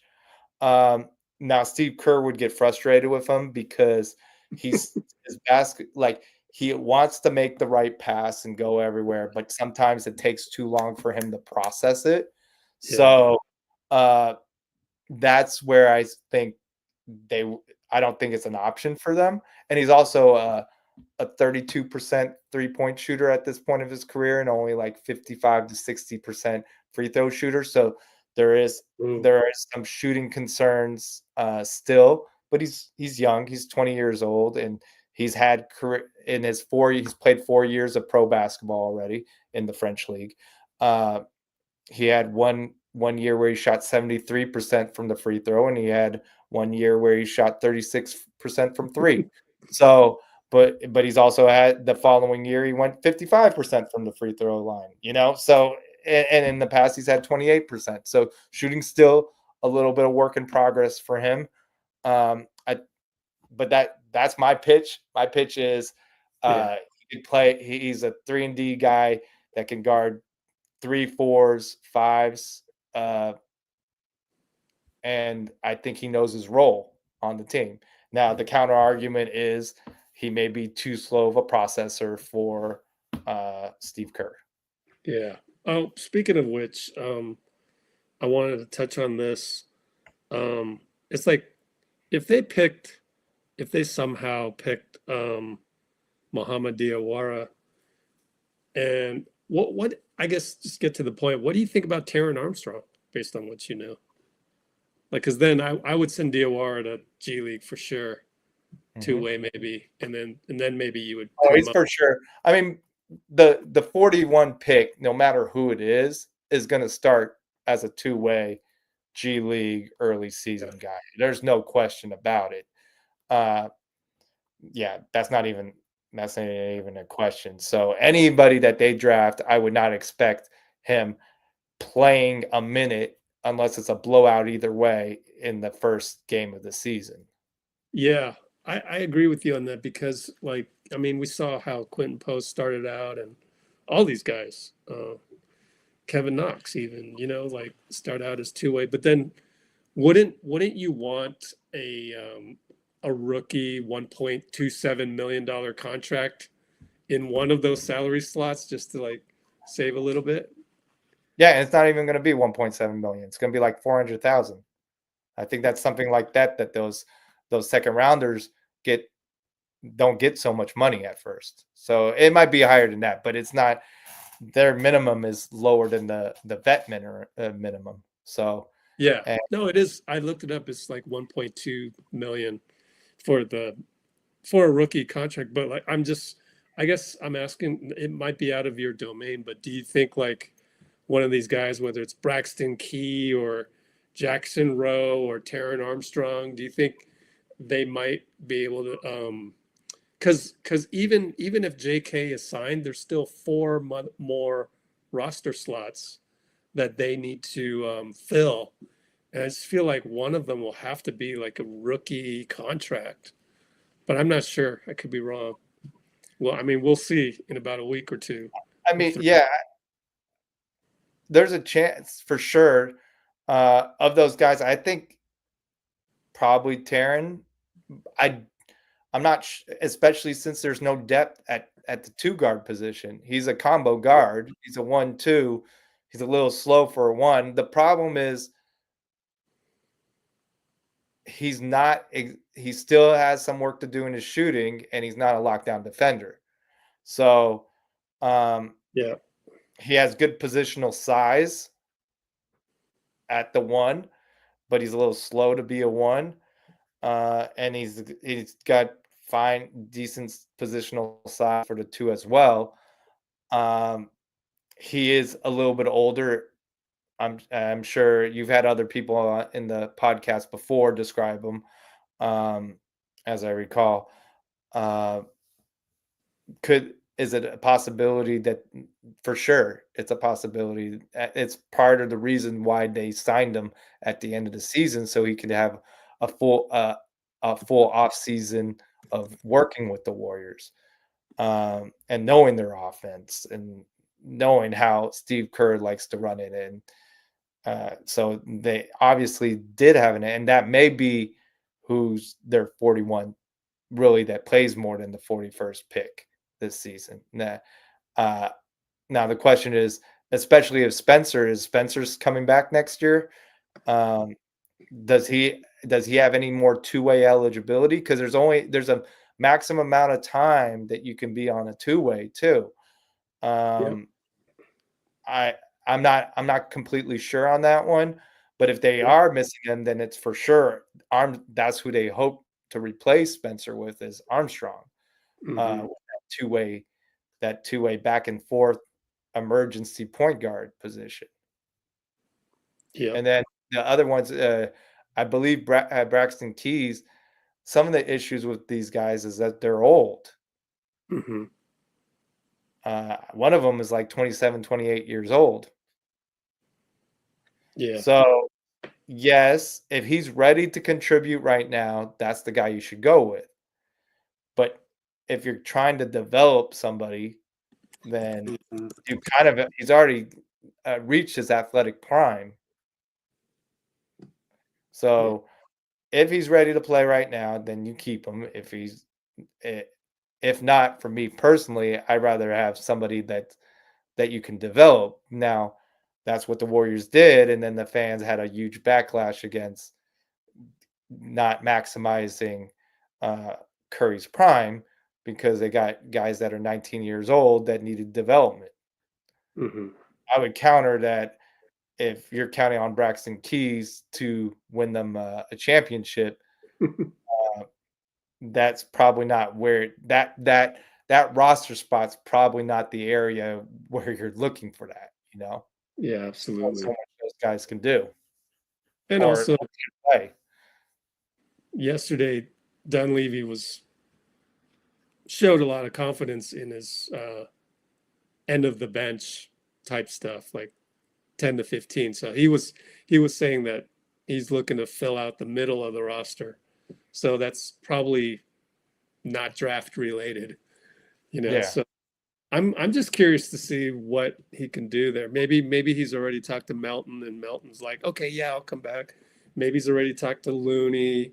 And so really it's just like find one guy you can get on a bargain with the taxpayer mid-level or something like that for $6 million. I don't know. So I did see that the Lakers were interested in Melton, so that there is already competition for Melton. should look at it. You know where you saw it from? I don't remember, but I did say that at one point the Lakers had some interest in Melton, and I'm sure there's some other guys. Like, I would say that getting Melton at the minimum is going to be difficult. Yeah. Well, so you do the taxpayer mid-level. You're going to have to give him something over the minimum because there's no incentive for him to be at Golden State over another team, and he kind of needs the money. Oops. Let me just let's see. You want to go over any other players? I can give you some intel. Sure. Number 1 pick, everybody knows, is Cooper Flagg. Number 2 pick is Dylan Harper. Number 3 is pretty much Edgecombe. Now, the next question goes, the 4 and 5 pick, the intel, everybody says Knuppel, who is a great player. not sure he'll go 4. Definitely think part of the reason they're so into Knuppel at 4 is because Danny Ainge really wanted him at Utah at 5. So that could be. So I would say pretty sure that Knuppel will be drafted 4 or 5. There could be a trade where somebody trades up to get somebody else like Ace Bailey or whatever at 4, or maybe they just they get the picks flipped. So Charlotte's like, oh, Utah, you really want Knuppel? Okay, give us an asset and we'll trade down a pick. So not that one. That's where the draft to me starts at 4 at draft number 4, at pick number 4. Jeremiah Fears of Oklahoma. He'll go 5 to 7. Pick 5 to 7 most likely. I'd say like Nolan Traoré, the French point guard, has interest from Toronto, Washington, the Suns, Utah, one more team, Brooklyn. So, but a lot of those teams have multiple picks, so it's kind of hard to gauge where that's going to be, just because of that. So you get intel on things like that, you're like, oh, okay. But Brooklyn has like 5 picks. It could be any of those picks. It doesn't mean just because they like the guy and they want a point guard. It looks like Washington knows like they're going to get a point guard either way. So if Jeremiah Fears is available at 6, they kind of cleared the path with the trade of Jordan Poole today. They'll get Jeremiah Fears. If Jeremiah Fears is not available, they can always draft Traore. Ace Bailey could go to Utah at 5. Ace Bailey has a little bit of wide range. Ace Bailey has a wide range for several reasons. One of the reasons is he didn't do a great job marketing his way with his agent, not doing certain workouts. Another reason, he was rated the number 2 player coming out of high school. So there's going to be some fans of Ace Bailey now, because some people their senior year of high school season is a lot more valued than you would think in draft circles from scouts and stuff. So what happens in high school does matter. It's not just their film in college. I'm not discounting the college part either. I'm just saying it's a combination of both. We've seen guys get drafted who had shitty freshman years and that got drafted really high. And I'll give you an example of somebody that did great. Derek Lively was terrible at Duke. He got drafted 12. And I'm not saying he shouldn't have, but he was a really, really good high school senior. He was rated one of the best guys in the country. They knew what they were getting. Ace Bailey, like I said, was rated number 2 in this. And some people were saying maybe just as good as Cooper Flagg. Not quite, but they were close to it coming into their freshman year in college. He's going to go high. But the counter argument is has made some maturation issues, some agent issues, and his analytics aren't very good. He does not pass the ball. He didn't average a lot of assists. So the teams now have a large analytic group. He's not going to be rated that high in stats. So in this, other than scoring. And also when you see him score, a lot of his shots are shots that look amazing, but then he doesn't take the easy shots all the time. Like Kevin Durant, he's always able to get to the elbow and get an easy shot. There's some concerns that Ace Bailey has a hard time getting the easy buckets, even though he makes the amazing buckets. So that's why he's fallen a little bit. He's going to be in the top 10. I don't think he passes 7, but if you had told me a year ago what number he would have been drafted, might have been second in the draft. Yeah. So, who else?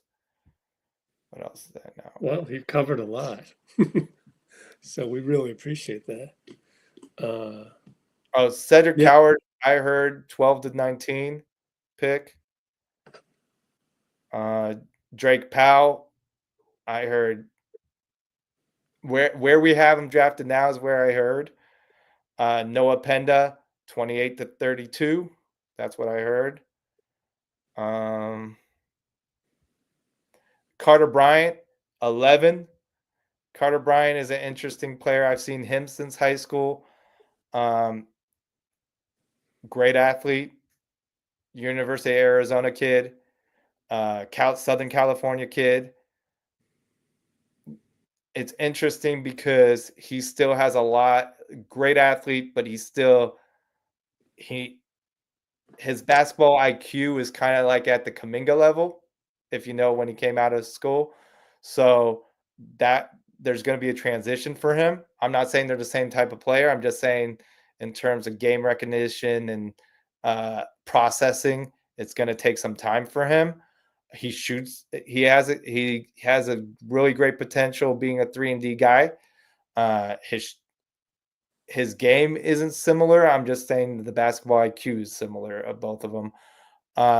Has a hard time finding his own shots, even at the EYBL level. So personally, I think it's a little high for him at 11, but it's pretty much a done deal. The other interesting one is Jace Richardson, who went to Bishop Gorman. Jason Richardson's son.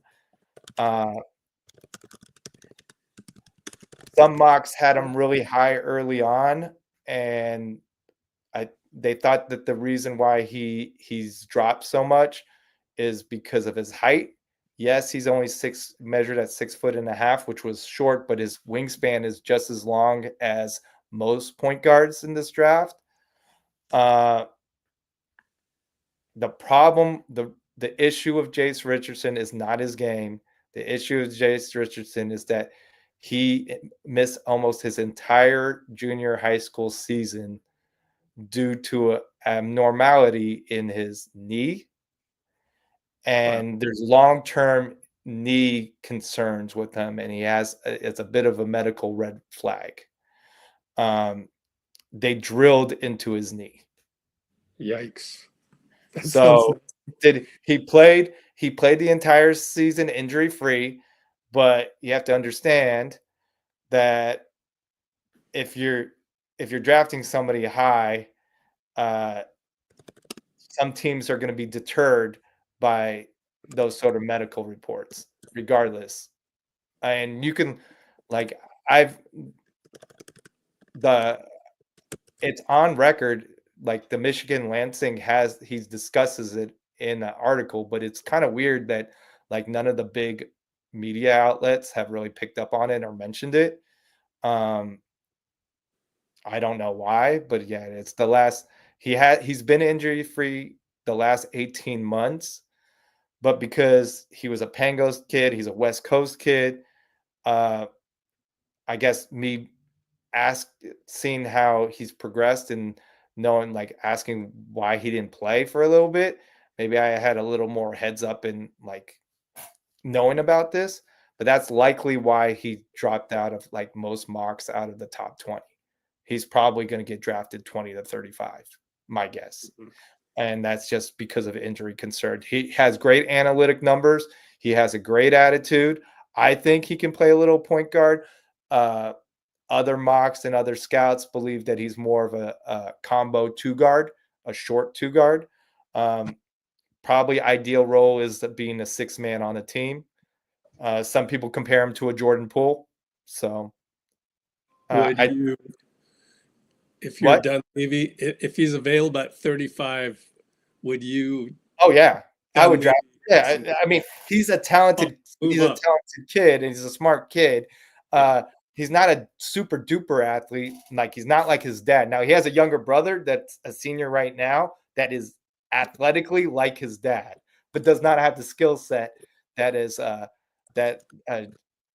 Jace has. Jace is skilled. Jace can shoot. Jace plays hard and can pass the ball and is more of a combo. The unfortunate thing for him is that he didn't get the athleticism and he's not a bad athlete, but he didn't get the athleticism that his brother has, and he has the huge knee concern. That's where he is. I've seen a lot of mocks, and I think it's a good fit would be at Orlando at 20. Now that they traded Cole Anthony, that would be a good landing spot for him personally. But yeah, that's another Warriors related tidbit, I guess. Sure. He'll always get, we love Jason Richardson. So We love, we believe. We love, we believe team. So yeah. Other interesting names. I don't know. Does anybody have any more questions? Man, you covered a lot. So per usual, you always cover a lot. So we really appreciate that. I mean, every time I talk to you, every year when we do this, it's like my draft knowledge goes from like very tiny little bit to like can get away with it type thing because you probably mentioned a guy and usually when the Warriors pick. I mean, I can say with full confidence that you've definitely mentioned somebody there. I mean, like it's just obviously most draft experts would, but you go the extra mile to cover a lot of guys and consider each guy's fit with the Warriors. So really appreciate that. And I think we've got enough. It's weird because this draft, it's almost like why. I guess maybe let me ask you this. Why do you think I feel like this draft is harder, even though we got the 41? It feels harder than the last 2 years for some reason. Why is that? Warriors? Yeah. Oh, I discussed this actually with Aran, the owner. Oh. I think it's harder for the Warriors because they kept quiet who they're drafting this year, because they can't do the things that they've done the last couple of years. The last couple of years with TJD, they basically got a promise ahead of time and told them, hey, we're going to take care of you. Don't work out for other teams. We'll draft you. You're going to come with us. And I think they did something similar with Quinn Post, where they targeted a guy. And they targeted a particular player, and they got him. And I think it's a lot harder this year, because the talent isn't quite the talent. That this draft's not a very deep draft for several reasons. The main reason being NIL is fully exposed. This is the transition year where there's not as many guys that had the extra year of COVID.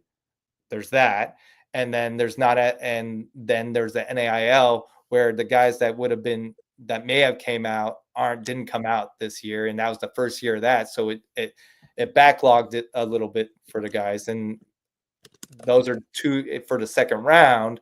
That was a huge deal, and they can't add a center. So all three things make it like it's much more limiting for the Warriors. So the effects of COVID are still being, except for this year. Yeah, this is it. They don't have any more. They don't have any more years of eligibility. But yeah, they had an extra year through this season. Now, now there's different rules that, like, they're not counting junior college rules, so years. So we'll see about there's a different way where things are getting players are getting extra years. But yeah. Man, that is bonkers. All right. So cool. Yeah. So it's harder for the Warriors this year because of those reasons. Love it. And because NBA teams have realized what the Warriors have done. Yeah. With these promises and stuff. So so you can only go to the well so much before other teams get hip to it. Yeah. So it's a combination of a few things. And that's why I think they've been a little more silent of who's been at their workouts. Yeah. Yeah. Who was the one guy I saw there's all these like new kids on the block literally that are like the next, Shams. They got all these like sources. First of all, like do you know, have you seen more of that, and like how they must just be really tied in with the agent side of things is my guess. And so One of I them mean, was, yeah. go ahead. No, go ahead. I was, you go ahead. I'm gonna go look up the name of the guy that worked out with the Warriors. That was kind of intriguing. Dang, can't remember it. Let me go look it up. I mean, the way I get intel, or a lot of them, is you actually, when you start going to events, high school, college, NBA events, you actually going to the events is where you meet people. They start talking to you, and because you're media, they kind of want to hear your perspective, but also they know that other scouts talk to you, so they're kind of getting kind of like what the market value is for things. Now, what you have to decipher is sometimes they're blatantly telling you half truths because they don't really want to spill the beans on their guy, right? Uh, but if you talk to them year round, you tend to get a truer evaluation earlier on than later in the process of things. Yeah, it's all goes And back to that's relationship. yeah, it's relationship, and that's going to events. Here we go. The one name that is on a pre-draft workout that we actually haven't talked about, Steve Settle, the third, Temple. I don't know anything about him. Saw his name. Oh yeah, I actually don't know very much about him either. I would guess that the fact that he didn't get invited to the Portsmouth PIT makes me think that he's more likely to be a summer league player than a drafted player, and he could eventually be a two-way. I'm guessing that one in the summer league, they're only going to save one summer league, like have one two-way spot, and that would be the 41 pick, and then everybody else will kind of have to battle it out.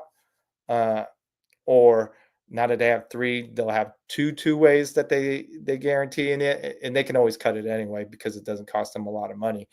So I would just guess that the only two-way guarantee would be the 41st pick for this year, and I don't think he's going to be the one. Okay. All right. I think we covered as much as you could possibly cover. Yeah, Bloomer jumped on late. Strong wing up. Yeah, yeah, wing player, but there's going to be a glaring deficiency no matter who you pick at 41. That's the name of the game in the second round, as we've slowly learned from Eric G here over the last few years. And it is a little bit different than when, just like you said, when the Warriors could do these little promises and target Trace and Quentin. So this time it's going to be a little bit different. And yet it'll be fun because this one's like really kind of like no idea what they're thinking. Yeah, it'll be interesting, right? Yeah. I mean, we know what type of player that Steve Kerr likes. We do know that. Yeah. So that's one way to back end it a little bit. Yeah. I mean, that would be it would be so interesting though, like if one of those guys that you mentioned falls all the way down to 35 range, then they'd probably have to make some phone calls just to see.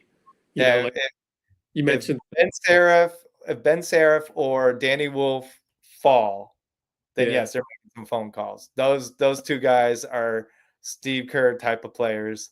For me, like I said, at 41, I think Markovic is intriguing, but I'm not necessarily. And he has a good at basketball IQ. That would be one that I would take a chance on. But they may go. I could totally see them going for the 4 or 5 year guy. Yeah. Mm-hmm. Yeah. As close to plug and play as you can, a la Trace Jackson Davis and Quentin Post, sort of, right? Yep. Okay. All right. Before you go, anybody wants to ask me some questions, I am on X and you can find me with my first and last name. You can see what articles I wrote for mainly high school and international players. You can follow the NBAdraft.net we have a lot of content going out right now all the time. Look at our top 100. Our big board is usually different than our draft board. Big board is what our top scout thinks of, like of the best players, and the draft board is usually what we think is going to happen. Other than that, yeah, and I also do work for Pro Insight, which is a recruiting service that focuses on high school, primarily high school players for universities for Division One. Yeah, and you can also find me on Blue Sky too with the same name. So those are the best ways to get contact me. I also have a few things on Instagram too with draft related stuff. So All right. And since you're here, would you go? We did a poll. We're doing a poll. It's still live right now in the comments. Would you go all in for Derek White? Because that seems to be sort of 50-50. Actually, the poll is heavily weighted. I think my problem with I worded the poll a little bit wrong. I didn't define all in. I would think all in for Derek White to get the Celtics interested. You'd have to send at least 3 first-round picks, and you'd have to use JK's salary and Moody's salary. Because how much is? Because isn't he like $30 million per year? Yeah. So you got JK, but you got to take 50% of whatever he signs to. So and isn't Moody only like 11? Yeah, I would think it's like JK, Moody, and TJD or something, and 3 first rounders for Derek White. That would probably be the all-in. So this has been my thing with the whole. I don't think the Boston Celtics trade Derek White. Yeah, me neither. But that's their second best player right now, if you don't count Tatum. And they've already traded Porzingis and Drew Holiday. Exactly. So, I think they got under the second apron. But if they did, let's play the hypothetical. Let's play the hypothetical. No, but right before you hopped on, I saw 2, like, how I was talking about those kids that suddenly have all these sources, and one of them actually got the Kyrie deal. He tweeted that one 9 minutes before Shams did. So he does have, and I got confirmation from somebody else that, yeah, this is a kid that he has sources and stuff. So it's along those lines that I saw two other mentions that the Warriors are still talking to the Celtics. Maybe it could be Sam Hauser for somehow, somebody else on the Celtics, not Derek White. But, I mean, there's rumors that Jaylen Brown, like salaries, they want to dump that too. I don't know. Well, you can't do Jaylen Brown because you'd have to go Jimmy Butler for Jaylen Brown. That just doesn't work. Yeah, I mean, from what the Warriors beat writers have said, one of the issues that the Warriors have this year that they didn't have last year is they can't really match any salaries because they don't have. Last year they had the Chris Paul salary. Last year they had the Andrew Wiggins salary. They don't have salaries to trade, and if they trade, if they trade Kuminga's salary this year, right now, instead of waiting at the trade deadline when it'll be higher, they won't have any more. They won't have any more assets to trade. Period, because they won't be able to match a salary. So the question is, A, is Derek White the final answer? And he's a great player, so maybe I'm not. But B, maybe you just pay Kuminga and, like, I think as Anthony Slater has been saying, and you wait until like February, March, when his salary is $27 to $32 million, whatever it is, $25 to $32 million, and you can get a player that is of equal value to him. Yeah, exactly. Because you're not getting an equal value player right now, no matter what, because you're in a sign and trade, it's only half his salary. So you're getting a player that's valued at half his rate. You're right. And they're not going to give up a young player because of the upside. Because the only player that would be better than him would be somebody that at that salary would be somebody that significantly has less years of experience, and there's not likely that a team would trade that asset. So there's actually a trick that I learned from Sam Quinn, who was on Yossi Goslin's podcast. You could actually use Gary Payton or Looney as a sign and trade as well. But then sign and trade with, by the way, one thing we totally forgot is that if you got, so I'm thinking less and less that if the sources are correct and the Warriors are still talking to the Celtics, I don't think it's Derek White. It's got to be somebody else. Could be Luke Cornett, could be Sam Hauser, but it's not Derek White because then if you include JK, it has to be somebody that you can get to salary wise, because you can't use JK because then you're hard capping the Celtics at the first apron. And the question is, are they already? I don't know where the Celtics are. They're like several million below the second apron. So I just don't think it's possible. Yeah, are they even allowed to do a signing? Like, are they already hard capped? Is my question. And but they're under the second apron. They are under the second apron. Barely. 6 million under the second apron or something like that. Single digit million. So one thing that I would tell all fans, and that's including our audience, is that the new salary cap is so complicated that even a lot of the people that are doing these hypothetical trades don't even know if it's possible or not. And that you have to be real careful because there's hard cap to the first apron, there's hard cap to the second apron, there's rules where you can't aggregate salaries together. There's all these new rules that only came out last year that make it extremely difficult. And because of all these rules, and that's the other reason why I think like it would be better. I mean, everybody knows I'm a Kuminga fan, but more importantly, I think that it would be better for them to just wait until February. Now, do I think it would be a great experience? No. And actually, do I kind of hope that he does get traded instead of this? But it just doesn't seem like there's much of a market for him,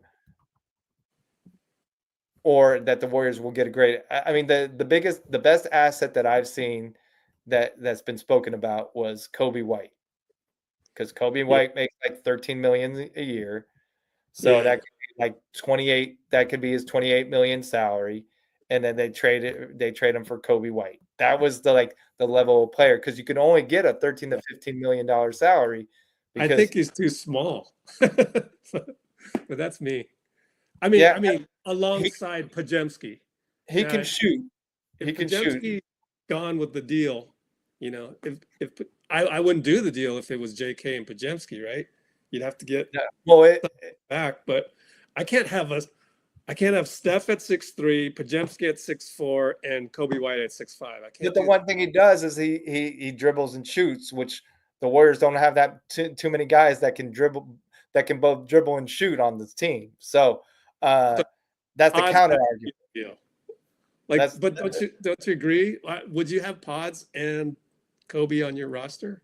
Yeah, I'd have, because there's 3 guards, and also it can give Steph some nights off. So you would do that deal? Would I do that? Yeah, I just don't know if I would. Oh. I don't know how. I don't know if Chicago wants it, and I don't know. I wouldn't do a deal for a bunch of draft picks. Like, one thing I would not trade the 2026 draft pick. I think that's an excellent draft. Unlike this year, I think it's going to be a great draft. So I would not trade the first round pick. I mean, there's exceptions to the rule. If we can get Giannis, okay, fine. There's exception to every rule, and that's an example of an exception to a rule. I'm not saying the Warriors are getting Giannis, but if you can get Giannis, yeah, fine. But I would not mortgage the 2026 draft pick. 2027, terrible draft. You can go ahead and mortgage that pick. Go ahead. I've already seen those. They're the seniors of this high school year. Not a great draft. Yeah, they're not great. It's would not. You okay? So this is one that I got from Yossi Goslin and Sam Quinn. would you mortgage? Would you go all in for? Actually, we never. I didn't give you a chance to talk about D.White hypothetically, if it was possible. Although I think it's damn near impossible because you'd have to hard cap Boston at the first apron. But go ahead, D.White, real quick, even though it doesn't matter. Sure. What do you I like think? D.White. He's a good player. Oh, you would send 3 first rounders for Derek? And JK goes out, Moody goes out. I mean, It makes him better immediately. Yeah. Yeah. Yeah. I guess I would consider, yes, I would consider it. Yeah. It Okay. wouldn't be a definite no. There might be some stipulations on, like, I wouldn't do more than 3. And if there's 3, then there's no pick swaps. And if there's like, maybe if there's pick swaps, then maybe it's protected picks, top 5 protections. But Okay. are you trying to win a championship now? And yet, I think the window is very, very, very. Your window. Is very, very narrow window at this point. Yeah. I just don't know how they do it salary rise either. Yeah. Okay, so then here was the other idea that came up. Jaren Jackson Jr. Assuming the Grizzlies would go 4 first rounders, okay, we'll do it, right? Would you do that? 4 first rounders, JK Moody. I've got JK Moody and Trace in there just to make it palatable for the Grizzlies. I might That's not. the one I'm excited about, actually. But I don't think it's happening because you've heard nothing. So I probably wouldn't do it. Okay. Because I don't think the dynamic it's the dynamic of him and Draymond together. I don't think it's a great dynamic. Really? I think that it's too close. The Michigan State thing and how Draymond, it's not the playing together, it's the off the court stuff that I don't think it can, and the stuff that has already been said that he's on his podcast that he's talked about Jaren Jackson. I just think that it's really? not. I didn't even know about him saying like he always, like I tell him all the time, why does he foul? He always fouls in big moments and this and that stuff. I just don't think that's. I don't think that. Given what who Draymond is, and given like he tends to say things about certain guys, and he's already said some things about him, that I think that the dynamic would not be great. Gotcha. So no, for that reason, no, I do not like Jaren Jack. It's too close to home almost. Gotcha. Oh, that's interesting. Yeah. It's not that basketball wise they fit together, yes, but I don't think that Jaren Jackson would always positively take his criticism as constructive on the court because of what he's said in the past. Yeah. Okay. And cool. All right. Yeah, we've covered, I don't know that we left a stone unturned here. So I want to thank you for hopping on here for, an hour and a half or more. All right. It's been a pleasure. Right. It's always fun to talk about everything you could think of remotely related to the draft. So thanks a bunch, man, per usual. And so what exactly do you do again on draft night and then second round? And is it worse now because it's 2 nights for you? I mean, I'm going to be taking I have 21 text messages right this second that I have to respond to that are all basketball related. Crazy. Just in this 90-minute call, and and then I have other things to do in life. So that I'll probably be taking a lot of calls tomorrow, text messages tomorrow, and then I'll watch the draft and see where people are, congratulate some of the guys that I've interviewed in the past and stuff like that. So that will be kind of like what I try not to do too much on the draft night because it's kind of like a fun part. But I'm sure there'll be some like things that the owner of NBADraft.net will want me to do. So cool. All right. Well, enjoy the fire hose of content coming. All In right. terms of the draft itself and all the text messages and all that. So thank you, Thanks 21 for having me. people. Thank you, 21 people trying to reach Eric, for your patience. All right. Bye. All right, take care, buddy. And I think, is Dean? Are you around, Dean? I still got Dean in the green room, although he's not sitting down in front of his computer. And I thought it would be cool to kind of look at our Discord server. Let's see what we missed in the past hour and a half ourselves. Oh, I couldn't figure out how to share the screen though. My fault, guys. I'm on my backup computer again, and it just doesn't work. So I'll just read it off. Those of you that have access to the Discord, you can follow along, but I should go ahead and tell you that there is a way to get on our Discord server. I mean,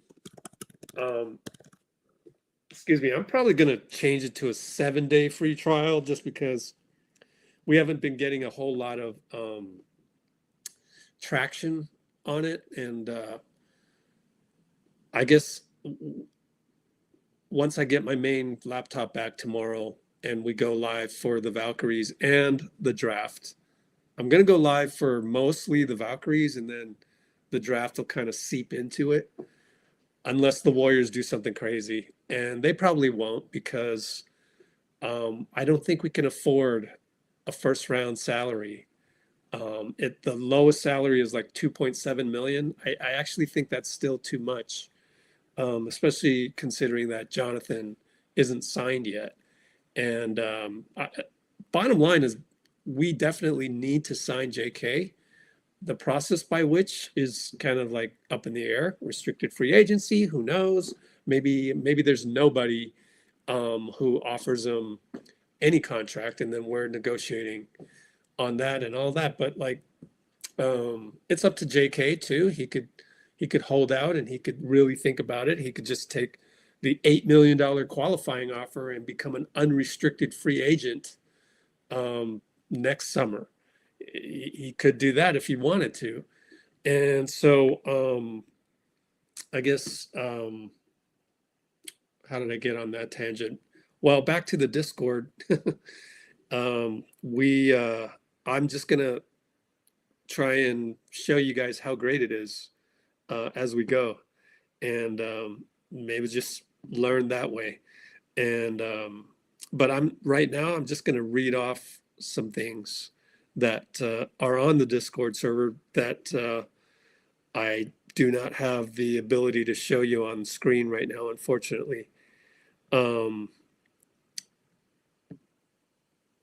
Let's go and catch up on the last hour and a half. Okay, get this, guys. So this is all here. Sacramento Kings have interest in Dennis Schroeder. Wow. If that pursuit doesn't materialize, Tyus Jones is a target. And thus Dennis, if he doesn't return to Detroit. Bobby Marks did a recap of the Kyrie Irving extension.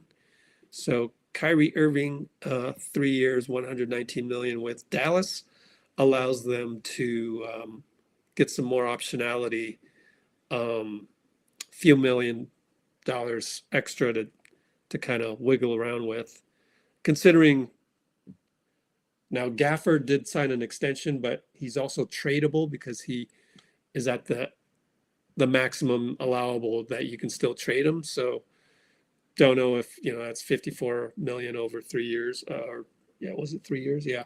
And you see, like, just from our Discord, how much I've learned just from guys we're following. We have a whole salary cap channel that follows these guys that are really well known for salary cap analysis.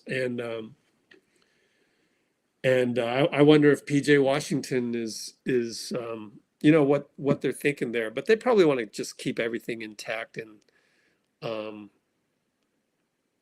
that's why Kyrie decided to do what he did. But it had to be fair for him, so now he gets to have guaranteed 3 more years, which is great for him.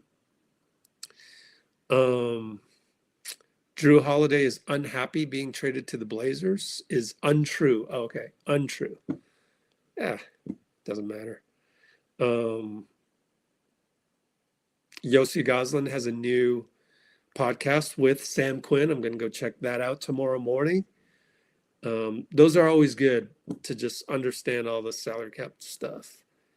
And once you understand it, you honestly feel like you understand things better than the average fan. In fact, the poll that I have up that I'll still keep up where do you go all in for Derek White? Come to think of it, I don't think it can be done because you got to put JK in the equation and then you got a hard cap Boston at the first apron.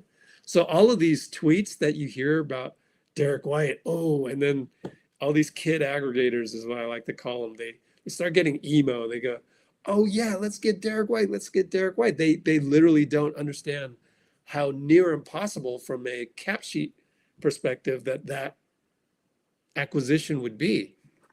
So I actually, my bad for putting that poll onto our comments. I'll leave it up there just in case anybody's just wanting to play a poll game. But there's our URL for joining our Discord, and you will just gain tons of knowledge. I'm afraid to almost look here. So we've got at least one Warriors aggregator harping on Derek White, saying all these things, we're definitely looking at him and all that, but haven't done the salary cap analysis on it. Now, there still may be a way to acquire Derek White the good old-fashioned way. Like I said, you could sign and trade Gary Payton or Looney somehow, but it all caps Boston at the first apron. I just don't see any other way. We just don't have the salaries to do it unless you're trading Draymond Green, which we've established that's never happening. So, I don't think a whole lot happened with Eric G in terms of 21 techs he needs to get back to, but I don't see a whole lot happening in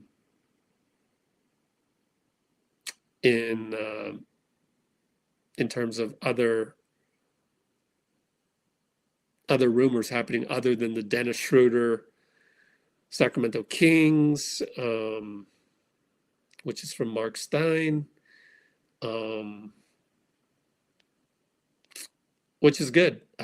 We're going to get tons and tons and tons of stuff. I said this on a podcast that I will release tomorrow, hopefully, if I can get to finishing the editing on this backup laptop, which is the way that I approach the trade market is that I look for the 1A target. And right now, I'm really liking the Jaren Jackson Jr. idea. I'm really liking that. I like that more than Derek White. Why? Because Jaren Jackson Jr. is 6'11". Derek White is 6'5". So that's why. So I really like that. And that's a big fish in a pond, right?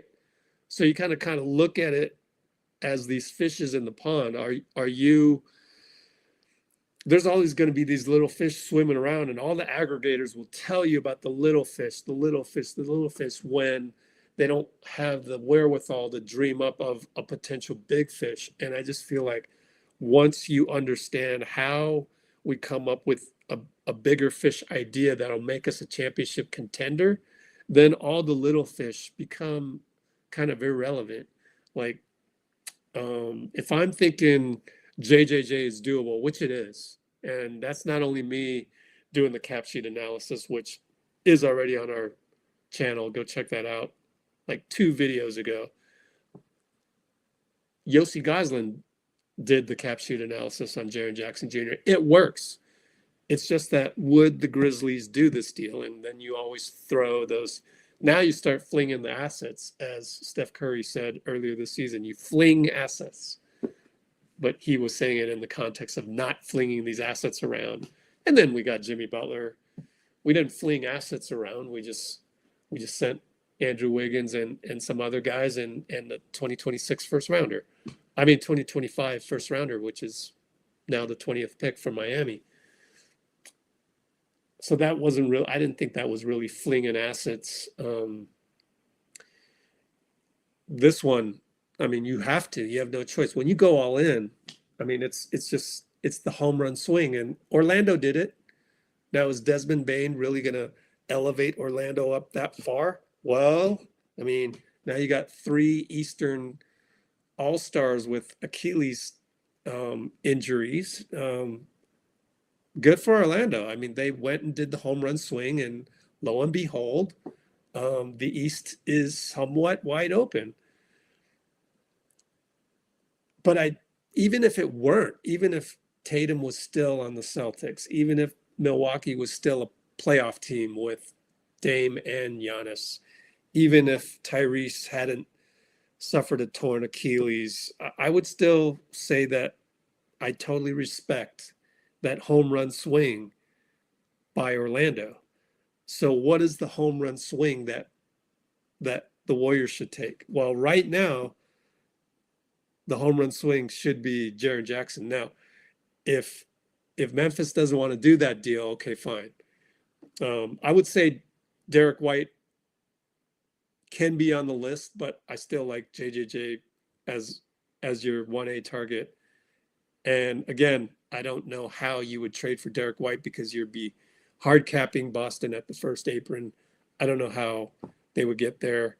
You maybe reroute Jonathan Kuminga to another team or something, but then like, why would Boston do that then? So they're just gonna get worse this one year and just really almost tank to get, I don't know. I feel like they owe it to their fan base not to trade 3 of their 5 starters just because Tatum tore his Achilles. As there's this human element of it. And speaking of human element, there's a lot of criticism on Matt Ishbia for creating the mess that Phoenix is in. Well, the reason why they're not trading Devin Booker right now, even though probably right now they could get more for Devin Booker than at any time in the future, is because the people that are doing this, that are saying this and throwing them under the bus, they don't walk to work and have to, go into the offices have to walk in downtown Phoenix and see the Devin Booker billboards. Like, you have a responsibility at some point to your city. You can't always just unless you're Nico Harrison and you have an inside connection with Anthony Davis. You always wanted your boy Anthony Davis ever since you worked at Nike. That's your dream, and now you have the power to just do an upheaval on the fans. Who gives a shit? Like, if you're not like that tight in and have a guy that on speed dial in your phone, that's a multi year perennial all-star like AD, like Matt Ishbia, he doesn't have that. But what he does have is he's got these billboards in downtown Phoenix, or the biggest caricature at their arena in the front on the glass. There's Devin Booker. You don't want the city to hate you. You're the owner. They're already hating you because you went and got Beal on accident. And so what I'm trying to say is that sometimes there's this human element to it, and you could go, well, why would the Grizzlies trade out JJJ? Well, they do still have Ja, so Ja is still the face of the franchise. So I think that's kind of, I still think it's realistic, like, because you look at some of the other arguments that I made in the video. Go check that out. So human element and how you approach these trades. So again, big fish in the pond, or are you chasing these smaller fish rumors from these kid aggregators that want you to click on their every, Derek White in a Warriors jersey caricature and stuff like that? Like, nah, I don't fall for that. I want actual homework done on these. I'm not here to clickbait. I'm not here to be emo. I want to be inspired. And to be inspired is having a plausible solution out there. So that's my obligation to the segment of Dub Nation that wants to raise their hand and go, hey, I want to learn more about salary cap and stuff like that, and what it's like to be behind the scenes with the team, and what it's like to like talk to assistant coaches or talk to guys like Eric G that are in the community. I want to really understand my team that way. I want to be behind the scenes and really feel like I know the team from a human level. That's what I feel like is my obligation. So that's why. And I didn't even come up with the Jaren Jaxson idea, right? It was up to me to amplify that, as that's the one that if you were to spend your energy to be excited about, don't spend your energy on the clickbait, because it's clickbait. Spend your energy on something that's actually plausible within the realm of reasonability. So that's what Let's Go Warriors is about. So I think I'm so happy to have you guys here, even though we're such a 1% of 1% niche, but my goal is to keep working on that niche and expand it just a little bit more. Maybe we can change how NBA media is done a little bit. Maybe we can change the world a little bit. Lakers are interested. Oh man, don't fall. Man, see what you did, Bruce. Did you get that from Bruce comment? What's up, Aaron? Aaron Cisneros. I gotta find a guy who wants to go. Should we try that again, Aaron? Gotta find somebody to go to Summer League. So if you want to go to Summer League, hit me up, because I can't go for the first 10 days or the first 5 days. 4 days. Yeah, 5 days. So let me know. Think you're totally right about that. Oh, cool. I don't know what I'm right about, but cool, man. Yeah, I'll take it.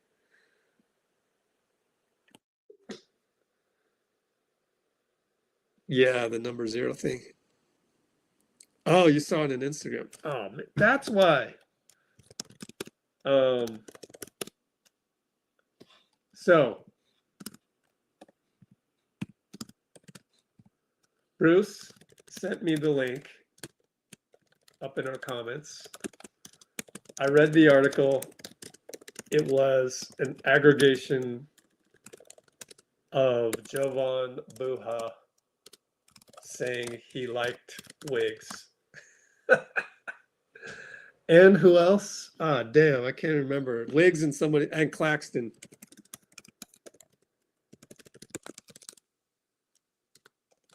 This is no different than Marcus Thompson liking Kobe White.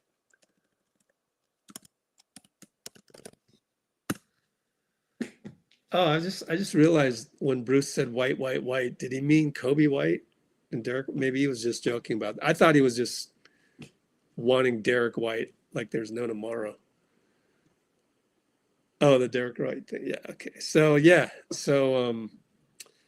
the Lakers being interested in Wiggins, so far that is not confirmed at all. That's just Jovan Buha, beat writer of the Lakers for a long time. He likes Wiggins, not the Lakers. It's he. Unless somebody can find me the actual source tweet or source the fact that you got it off Instagram, man, that's the place where you got to be really careful because it's hard to find a path. Where did this come from on Instagram? It's really hard because it's just a visual. But yeah, no, I mean, I'm here to do the NBA investigative journalism. That's I've decided to carry that torch. So next live tomorrow. Boy, I don't have the Cholo file on this computer, so sorry about that. Tomorrow, and we're gonna go Valkyrie's time, so 7 p.m. Valkyries and Liberty. Oh, tough game, man. We got Sabrina. Oh no. End of first round NBA draft. Excuse me.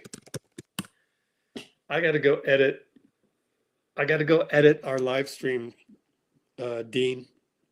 I got to go edit the hour plus that you and I were on after game 6, talking about keeping JK because there's the other side of the coin. I still think it's important to talk about. I mean, we have talked about it. It's just that I'm editing the podcast version. So some people don't like to sit through live streams. And I think it's important to talk about the Jonathan keep JK side of things. So we'll do that. And that's about it. That's all I got. Last thing I would just say is if you want to check out the Discord server, but I don't have any way of showing you the example today, showing you the screen for that. Well, D.White is very sought after by the general public. So we'll end that on 60 votes. D.White gets 60%, but I don't think it's possible to get him, even if you wanted to go all in. Too bad. You can't hard cap Boston at the first apron. I'm sure they would love it, but I'm sure Jason Tatum and Jaylen Brown and 12 other guys will take him past the first apron. I'm kidding. Probably doesn't. But sure counts for a lot if you want to have any semblance of a quality team. And so I just don't think it's possible to get Boston down to the first apron hard cap. But who knows? We shall see. A lot of stuff coming up. I mean, yeah. So all those little fish in the pond, those all happen like after July 6th. Kobe Brea, all that. It's kind of like later. You got to figure out what you're signing JK to first. That happens through July 6th. So we got a lot coming up. We'll go live tons of times every time Valkyries. We'll go live for the second round NBA draft on Thursday. We've got a couple of guest speakers coming in for that. Doc Martin, who was in the green room when Portland selected Greg Oden and stuff like that, just like we always do. So join us then. Thanks, everybody. And Brate, Mofaya, and I didn't got no blicky, man. All right. See you tomorrow.